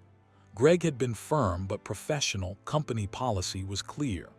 Kessler had taken this as a profound disrespect, a personal attack. He developed an obsessive grievance. For 2 years, he'd been planning how to make Greg's life difficult, how to create confusion and fear without breaking laws overtly. His strategy was psychological warfare. By appearing on the highway and waving, he'd force Greg to either stop, risking job disciplinary action for unauthorized stops, or not stop, causing guilt and distress. By being inconsistently present, he'd make Greg seem unreliable or unstable when reporting the incidents. By only appearing during Greg's scheduled runs, he'd create a pattern that seemed both deliberate and inexplicable.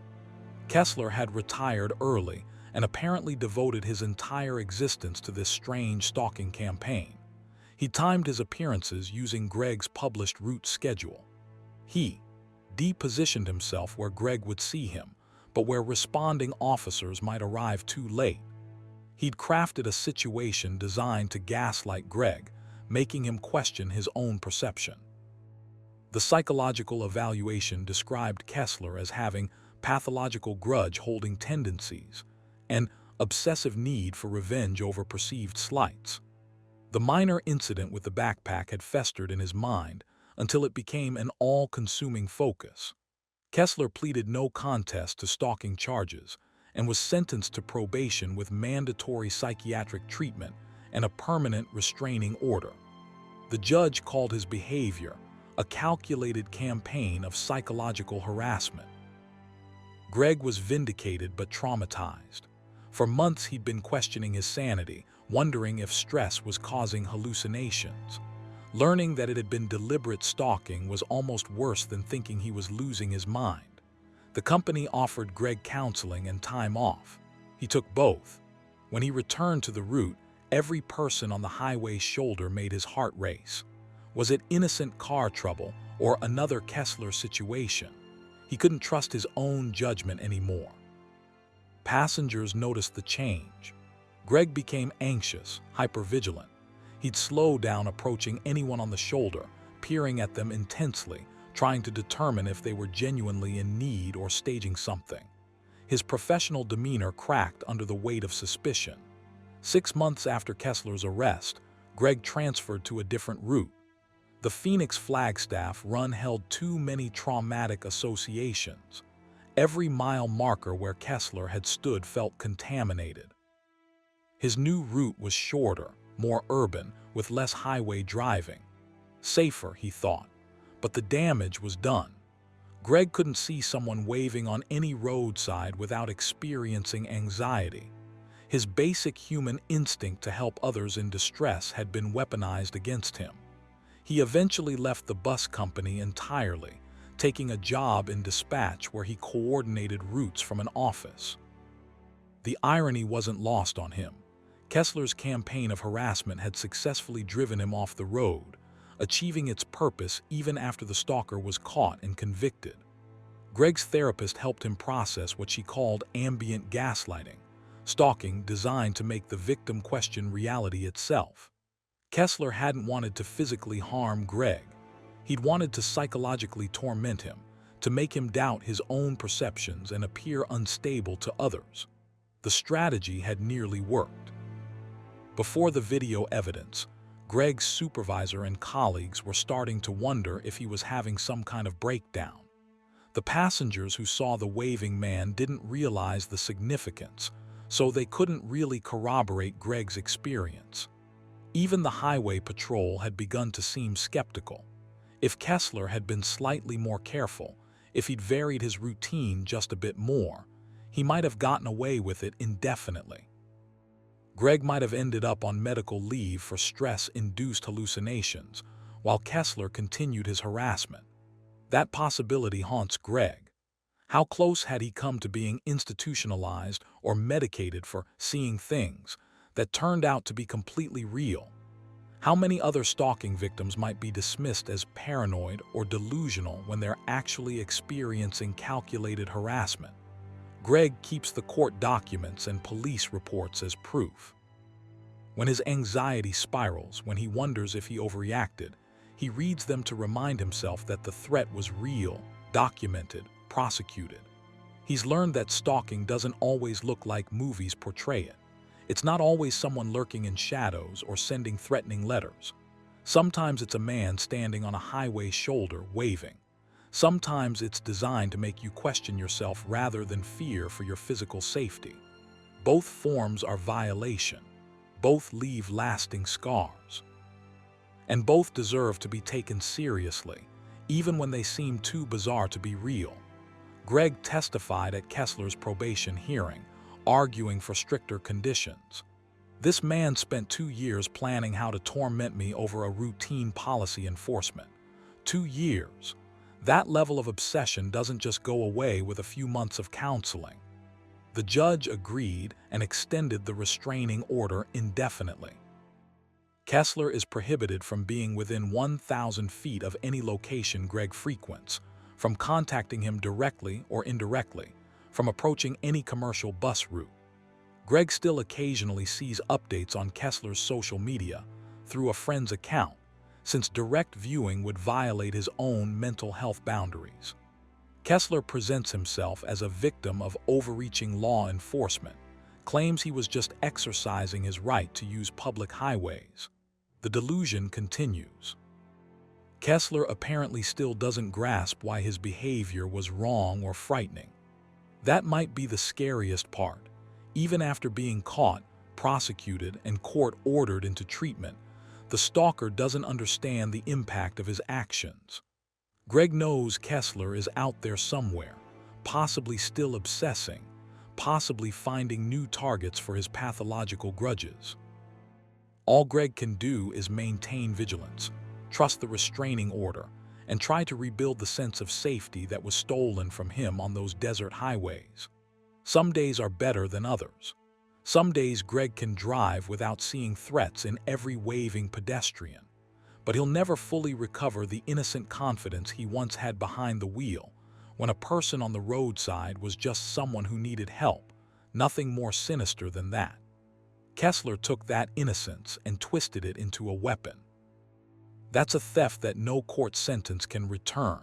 Story 8. The Delivery Shadow. Claire Dawson worked as an independent courier, delivering packages for various companies throughout the Seattle metropolitan area. The gig economy job gave her flexibility and decent income, driving her own vehicle and choosing her own routes.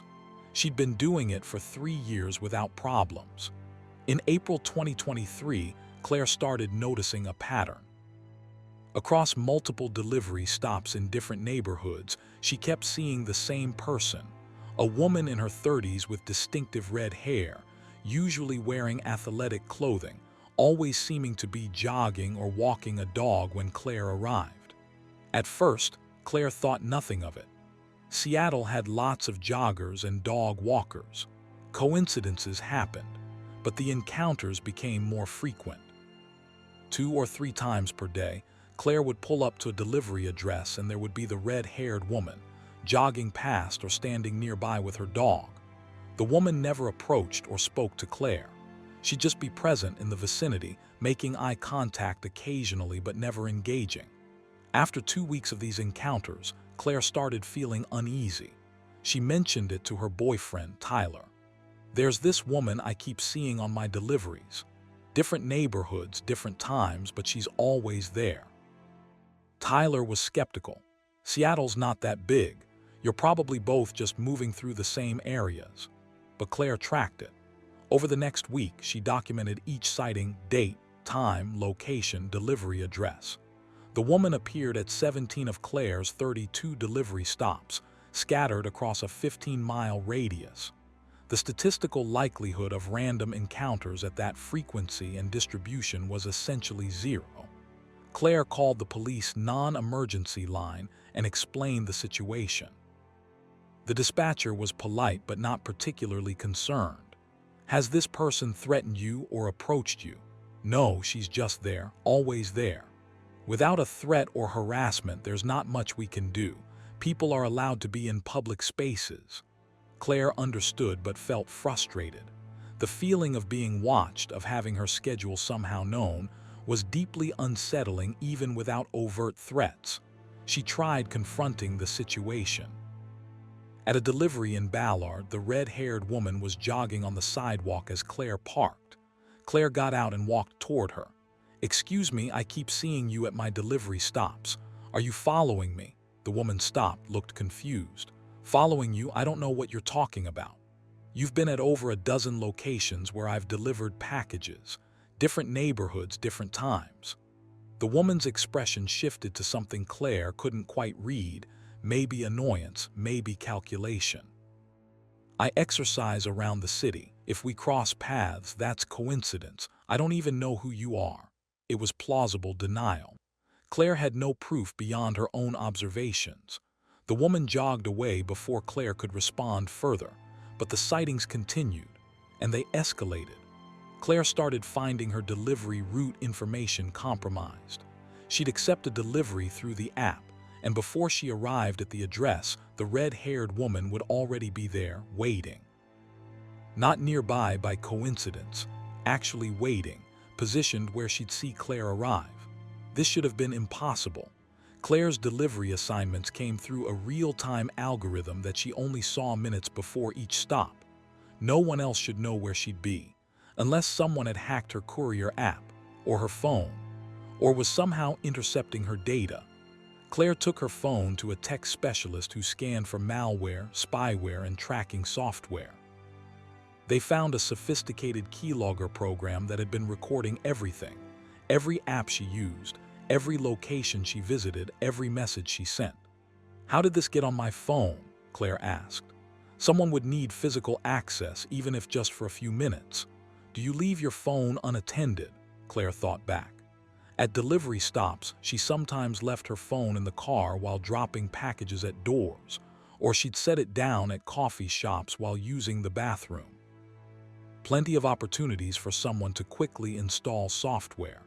The tech specialist wiped the phone and installed security software. Claire changed all her passwords, enabled two-factor authentication, and became hypervigilant about her phone's security. The sighting stopped immediately. For 3 days, Claire didn't see the red-haired woman at all. She felt relief and vindication. The woman had been tracking her phone, and now that access was cut off, the stalking had ended. Then Claire received a package at her own home address. It was a photo album, professionally bound. Inside were hundreds of photos of Claire, delivering packages, getting coffee, entering and leaving her apartment, grocery shopping, at her gym. Months of surveillance, meticulously documented. Claire called 911.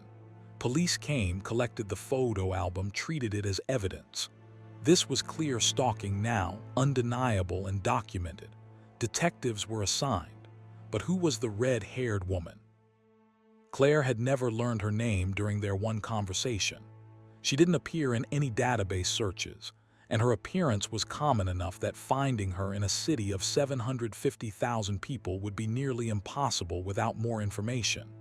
Detectives reviewed the photos professionally. They identified locations and angles, trying to determine where the photographer had been standing. Many photos were taken from public spaces, sidewalks, parks, coffee shops. Legal to take, even if creepy. But some photos had been taken from private property. One showed Claire through her apartment window, clearly shot from the building across the street. That was criminal trespass in service of stalking. Police canvassed the building across from Claire's apartment. They found the superintendent, showed photos, asked if anyone had reported suspicious activity. The superintendent recognized the time frame. "Yeah, we had someone inquire about renting the empty unit on the 4th floor. She paid cash for a 1-month lease, said she was in town temporarily for work. Red hair, early 30s. The woman had rented an apartment specifically to surveil Claire. Police obtained the rental application. The name was fake, the references fabricated. But the unit's interior might have evidence. The apartment was empty now, The 1-month lease expired, but forensic teams found fingerprints, hair samples, and most importantly, a laptop left behind in the closet. The laptop was a treasure trove. It contained thousands of photos of Claire going back 8 months, documents detailing Claire's schedule, her routines, her social connections, research into Claire's background, family, employment history, and communications, emails to someone referred to only as client discussing surveillance progress and payment arrangements.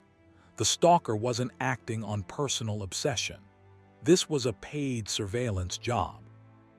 Someone had hired the red-haired woman to watch Claire, document her movements, and report back. But who and why? The answer came from the email communications. The client was eventually identified through digital forensics as Claire's ex-husband, Martin Dawson. Claire had divorced Martin 2 years earlier after discovering his controlling behavior and infidelity. The divorce had been contentious.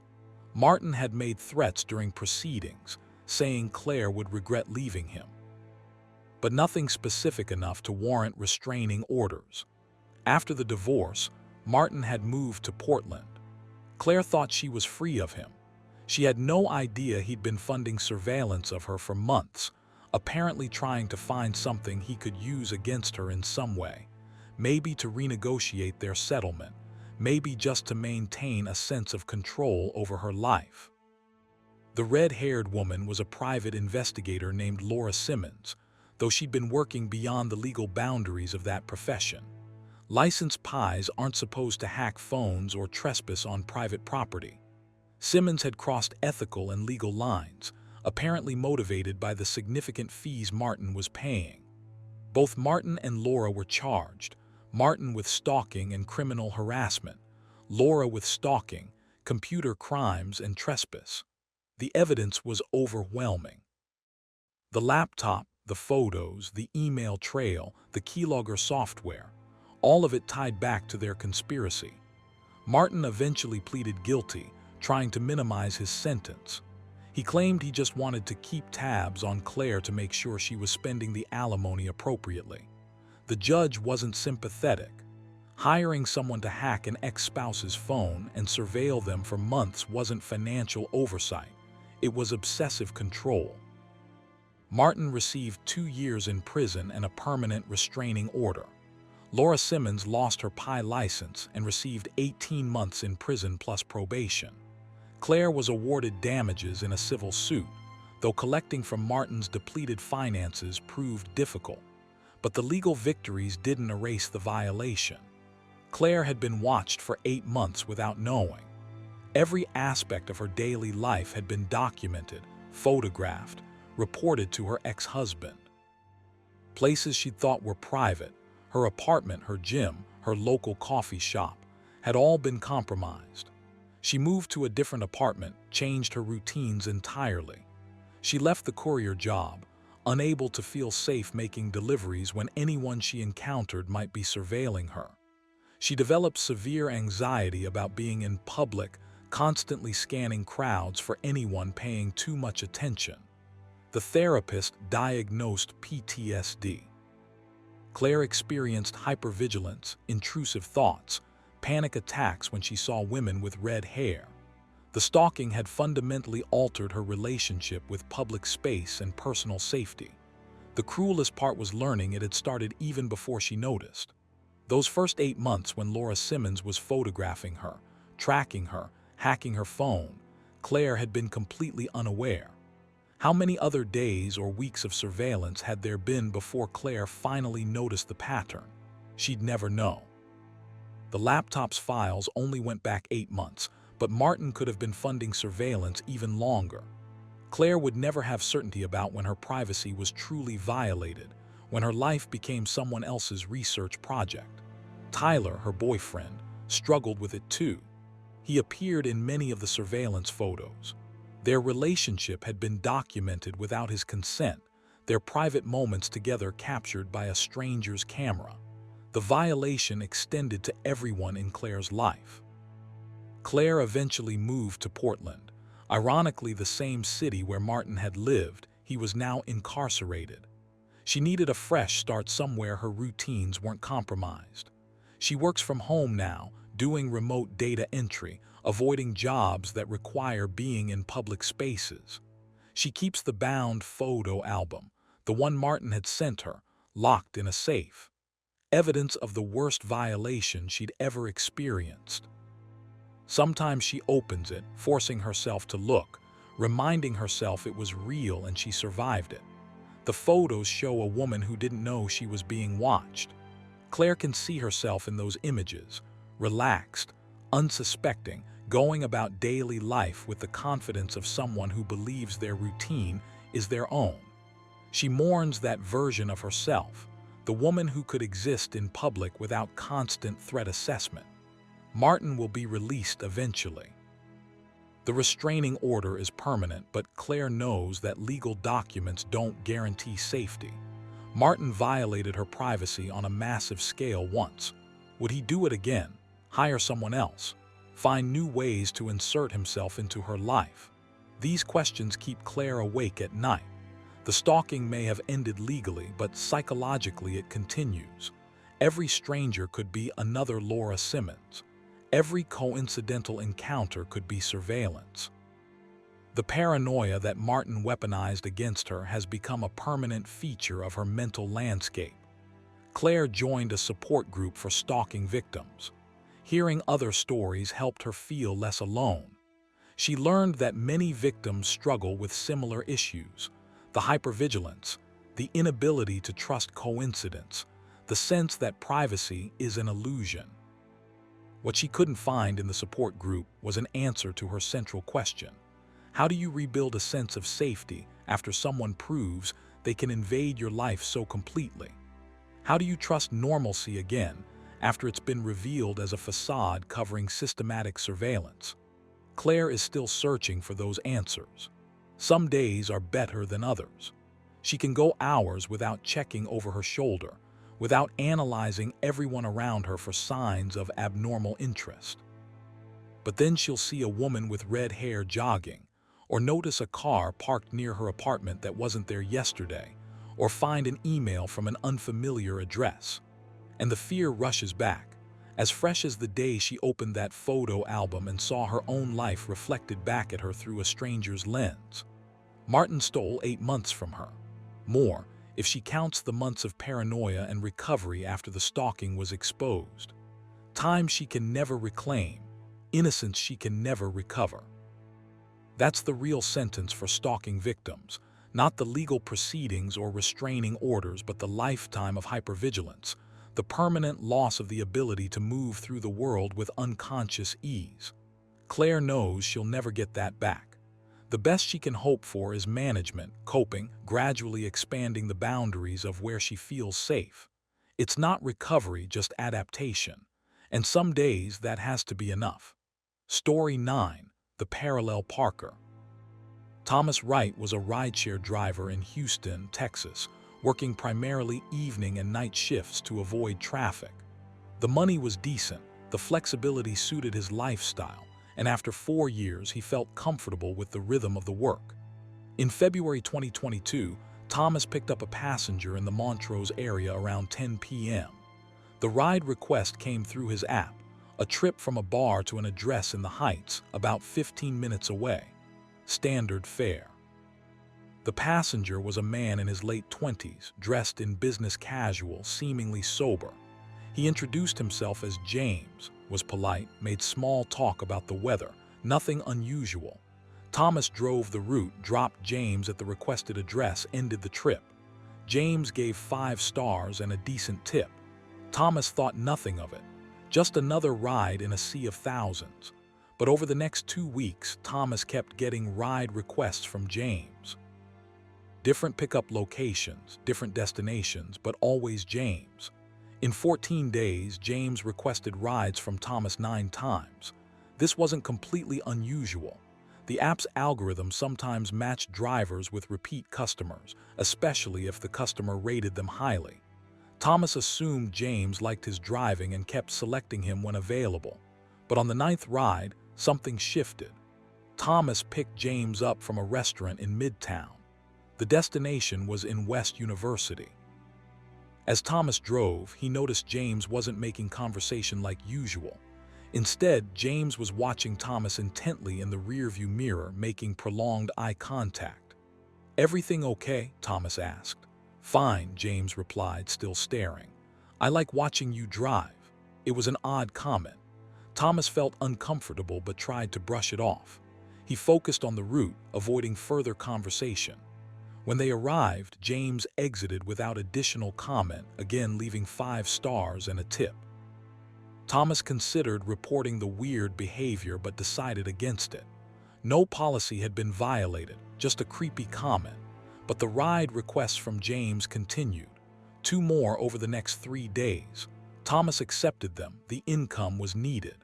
James remained quiet during these rides, watching Thomas in the mirror, occasionally making comments like, "You're very good at this," or "I could watch you drive for hours." Thomas's discomfort grew. After the 11th ride, he contacted rideshare support, explaining that a passenger was requesting him repeatedly and making uncomfortable comments. The support representative suggested using the feature to avoid matching with specific passengers. Thomas activated it for James's account. The ride request stopped. Thomas felt relief. The situation had been creepy but was now resolved. Then Thomas noticed the car. A silver Honda Civic, maybe 5 years old, started appearing frequently in his rearview mirror during shifts. The first few times, Thomas dismissed it as coincidence. Houston was a huge city, but rideshare drivers and regular commuters often overlapped on popular routes. But the Civic appeared too often. Thomas would drop a passenger in one part of the city, drive across town for the next pickup, and the same silver Civic would appear behind him. Different times, different neighborhoods, consistent presence. Thomas began documenting it. Over 5 driving shifts, he saw the Civic 47 times in various locations across Houston. The statistical improbability was staggering. He tried to see the driver but couldn't get a clear view. Tinted windows and careful positioning prevented identification.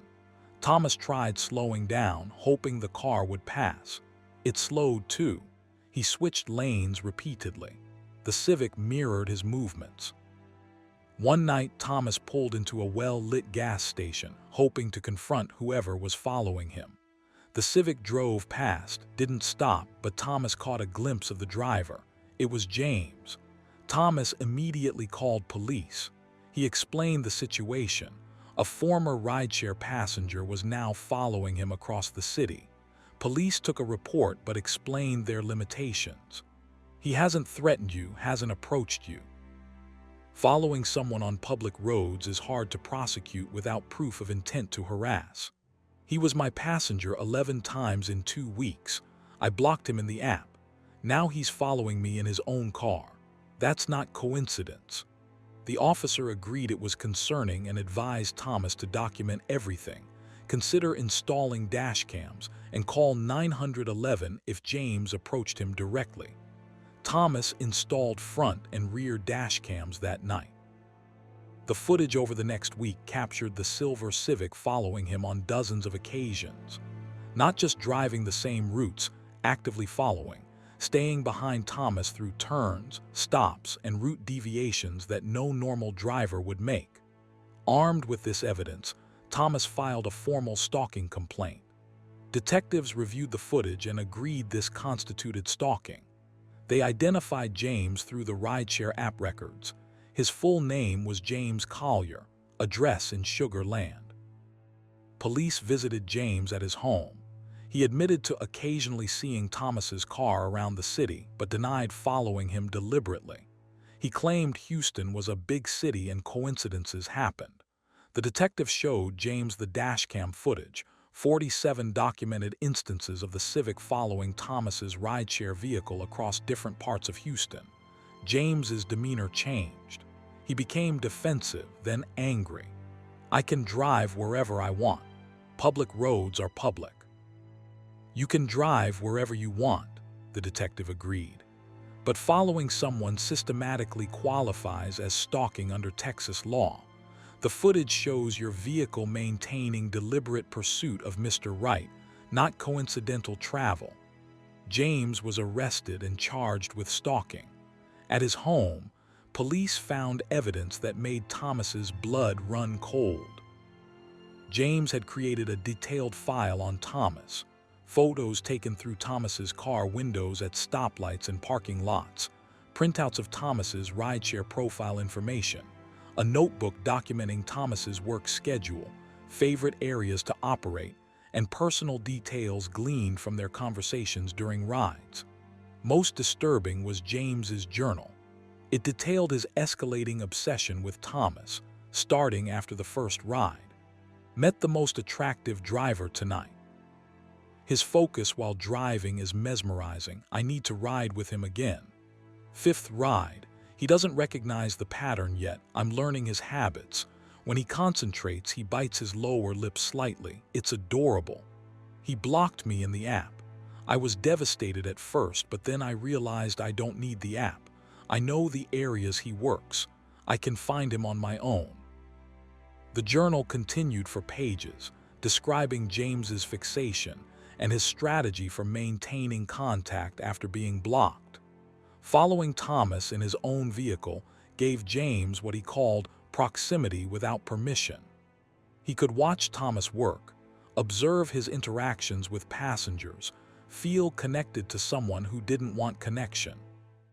The psychiatric evaluation described James as having erotomanic delusions. He'd convinced himself that Thomas had special significance to him, that their repeated rides were fate rather than algorithm, that his surveillance was a form of relationship rather than violation. James pleaded guilty to stalking in exchange for probation and mandatory psychiatric treatment. The judge issued a protective order prohibiting James from being within 500 feet of Thomas or intentionally encountering him. Thomas quit rideshare driving the day James was arrested. The violation was too profound. His car, his workspace, his income source had been turned into a fishbowl where a stranger watched his every movement. He couldn't continue. He traded in his vehicle for a different model and color. The silver Civic had followed his specific car. Maybe changing vehicles would give him psychological distance. It was superstitious thinking, but it helped. Thomas took a job in warehouse logistics, working day shifts in a secured facility. No public interaction, no random passengers, no possibility of someone developing a fixation through his work. But the damage lingered. Thomas developed anxiety about being in cars, especially when driving. He'd compulsively check mirrors, convinced someone was following. Therapy helped him understand these were trauma responses, but understanding didn't eliminate them. The worst part was rereading James's journal entries during the court proceedings. Seeing himself described in those terms, objectified, obsessed over, reduced to a fixation object, was deeply violating. James had written, "I think about him constantly, his hands on the wheel, the way he checks blind spots, the professionalism he maintains with other passengers. He's perfect. He just doesn't know we're meant to be in each other's lives." Thomas had never reciprocated interest, never led James on, never been anything but professional. Yet in James's mind, a complete relationship had formed. The 11 rides had been courtship. The blocking had been rejection to overcome. The following had been continued pursuit of connection. This was the delusional aspect. James had constructed an entire narrative that existed only in his mind, then imposed it on Thomas through surveillance. Thomas's actual feelings, boundaries, and consent were irrelevant to James's fantasy. Thomas testified at the sentencing hearing. "This man turned my workplace into a nightmare. Every passenger became a potential stalker. Every car in my mirror became a threat. He stole my livelihood and my sense of safety because he decided I was significant to his fantasy life. I had no choice, no say in becoming his obsession." The judge was sympathetic but bound by plea agreement terms. James received 5 years probation, not prison time. Thomas was devastated. 5 years of check-ins and counseling seemed inadequate for the violation he'd experienced. But the legal system has limits. James hadn't physically harmed Thomas, hadn't made explicit threats. The stalking had been invasive and disturbing, but within a range that qualified for probation rather than incarceration. Thomas moved to Austin 6 months later, needing geographical distance from James and the memories. He works in tech support now, rarely drives, takes public transit when possible. He's hyper-aware of people watching him. In meetings, on buses, in coffee shops, if someone looks at him too long, his heart races. The experience with James taught him that normal interactions could mask dangerous fixations, that politeness could be misinterpreted as encouragement. So Thomas keeps to himself now. Minimal eye contact, brief interactions, no personal information shared. It's a lonely existence, but it feels safer than the alternative. His therapist calls it defensive isolation, a trauma response where the victim withdraws from normal social contact to prevent future victimization. It's not healthy long-term, but Thomas isn't ready to be vulnerable again. He still has nightmares about the silver Civic appearing in his mirrors, about James's face watching him intently, about that moment of recognition at the gas station when comfort turned to terror. Thomas joined an online support group for stalking victims. He found others who'd experienced similar violations, people whose normal work or social interactions had been weaponized by someone else's obsession. The validation helped, but what didn't help was learning James violated probation after 8 months. James had been caught in Thomas's old Houston neighborhood, clearly searching for him despite knowing Thomas had moved. The probation violation added jail time, but only 6 months. Thomas lived in fear during those 6 months, wondering if James would find him in Austin if the stalking would resume. He considered changing his name, moving out of state, disappearing into anonymity. The 6 months passed without incident. James was released and reportedly moved to Dallas, far from both Houston and Austin. Thomas monitors James's social media through a friend's account obsessively, watching for any indication he's thinking about Thomas or planning to resume contact. It's an exhausting way to live, this constant vigilance. But Thomas can't let go. The stalking may have ended legally, but psychologically it continues every time Thomas checks those accounts, every time a silver Honda appears in his peripheral vision, every time someone watches him a little too intently. James took 11 rides with Thomas, 11 trips totaling maybe 3 hours of contact. From that minimal interaction, James constructed a fantasy that derailed Thomas's entire life. That disproportion is what Thomas struggles to process. Such a small amount of actual contact, such massive consequences. It seems impossible that someone could fixate so completely based on so little. But stalkers don't need much. A smile, a conversation, a moment of perceived connection. It can be enough to spark obsession in someone predisposed to that kind of thinking.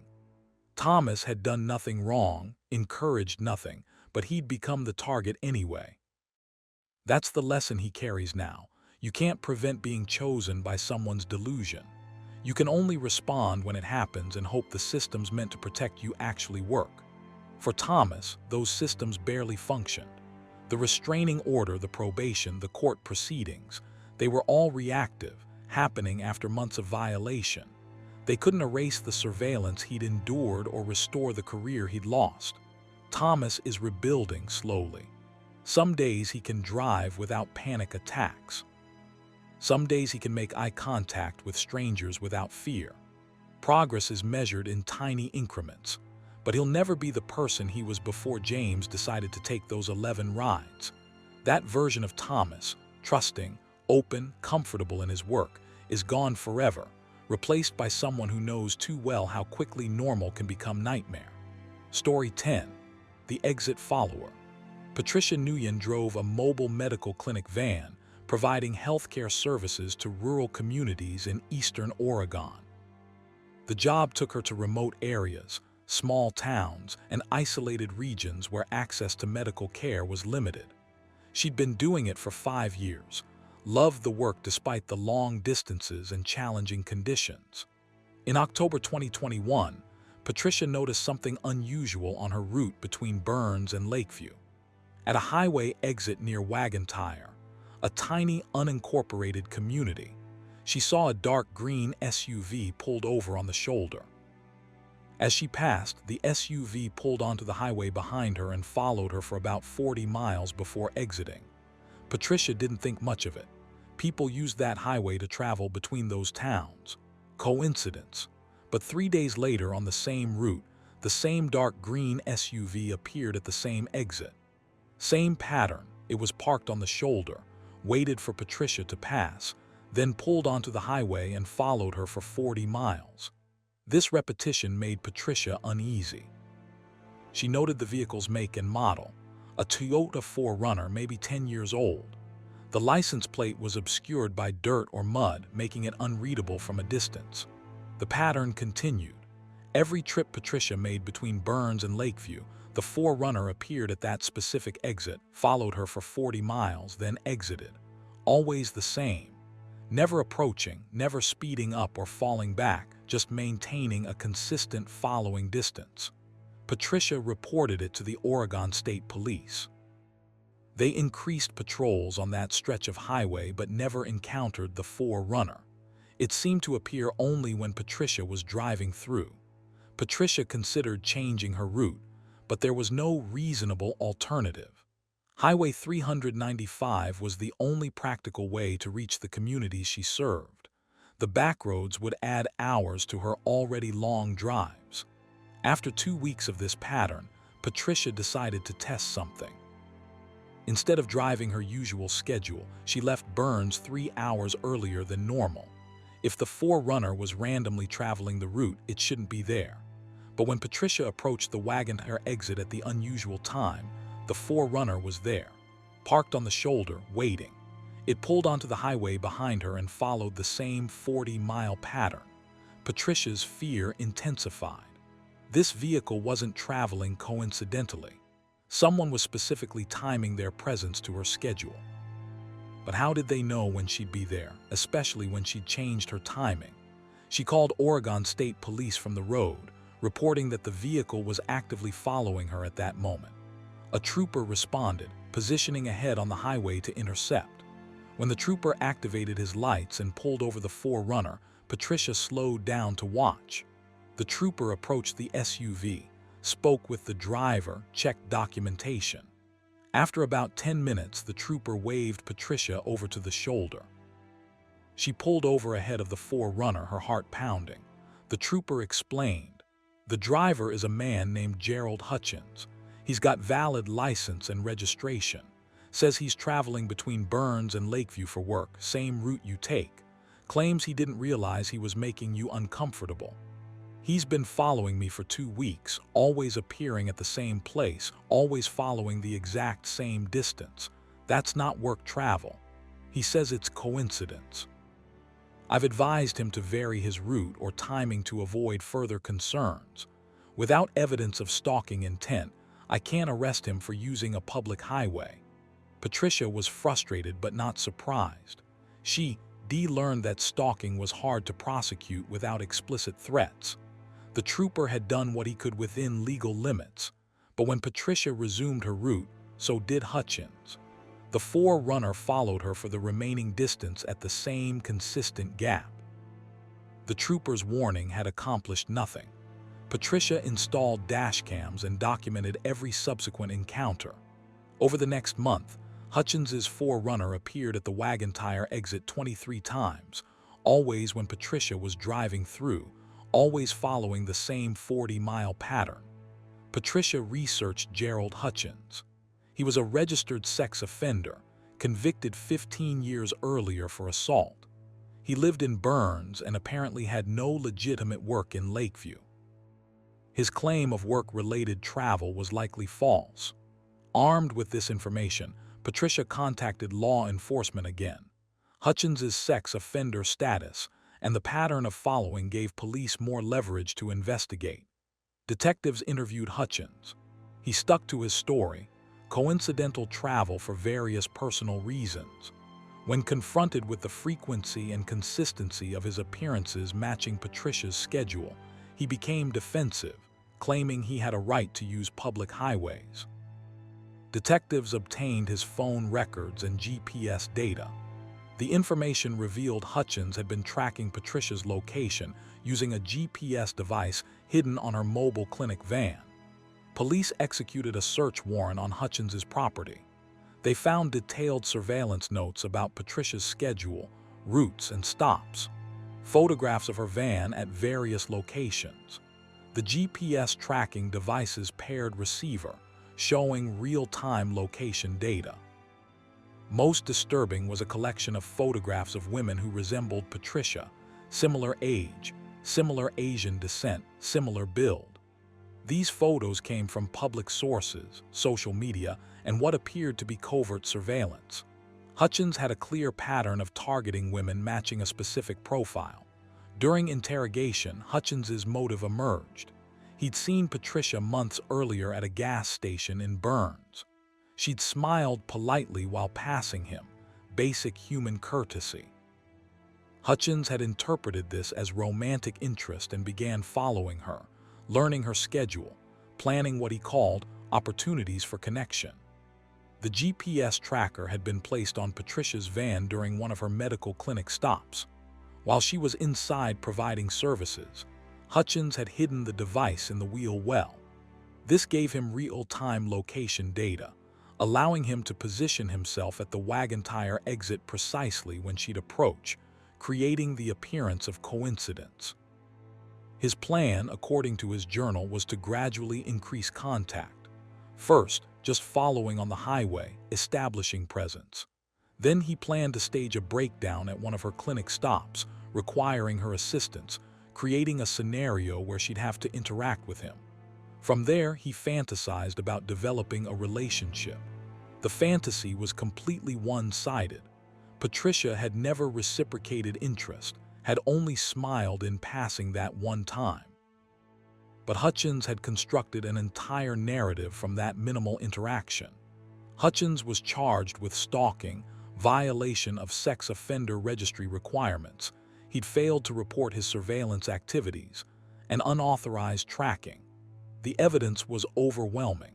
He pleaded guilty and received 4 years in prison plus extended supervised probation. Patricia testified at his sentencing about the impact. "I serve communities that desperately need medical care. This man made me afraid to do my job. Every mile of that highway became a threat. Every exit could be where he was waiting. He turned my service work into a gauntlet of fear." The judge imposed the maximum sentence available, citing Hutchins's prior conviction and the calculated nature of his stalking. The GPS tracking showed premeditation and planning, not impulsive behavior. But for Patricia, the sentence didn't erase the violation. She'd been tracked for months without knowing. Every trip she'd thought was private had been monitored. Hutchins had known where she was at all times, had watched her movements, had planned escalation. She continued her mobile clinic work, unwilling to let Hutchins drive her from a job she loved.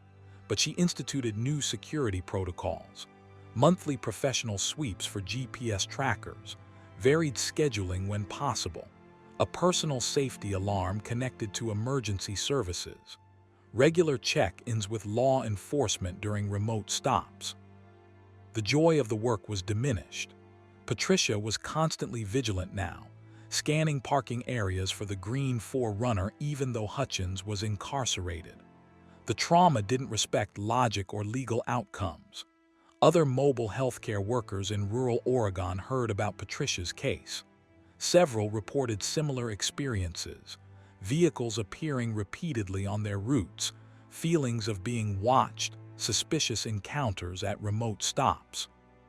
Patricia's case prompted a statewide review of safety protocols for workers in isolated areas, but no amount of protocol could erase what Hutchins had stolen from Patricia. The peace of driving through the beautiful Oregon landscape, the satisfaction of serving communities, the simple act of smiling at a stranger, all of it was tainted now by the knowledge of how it had been weaponized against her. Patricia keeps the GPS tracker. Police returned it after the trial. She shows it to other mobile workers, warns them about the risks, teaches them to check their vehicles. If her nightmare can prevent someone else's, the violation gains some meaning. But most days, it just feels like loss. Loss of innocence, loss of trust, loss of the uncomplicated relationship she'd had with her work. Hutchins took all of that with his surveillance, his stalking, his delusional fantasy. Patricia still drives Highway 395 between Burns and Lakeview. She still passes the wagon tire exit where Hutchins would wait. Every time her chest tightens. Every time she checks her mirrors compulsively for 40 miles. Some scars are geographic. Some roads carry ghosts that no amount of time can fully exorcise. 4 years from now, Hutchins will be released. Patricia knows this. She's already planning enhanced security, possible relocation, legal preparation for restraining orders. The stalking may have ended, but the fear of its resumption is permanent. That's the real sentence for stalking victims.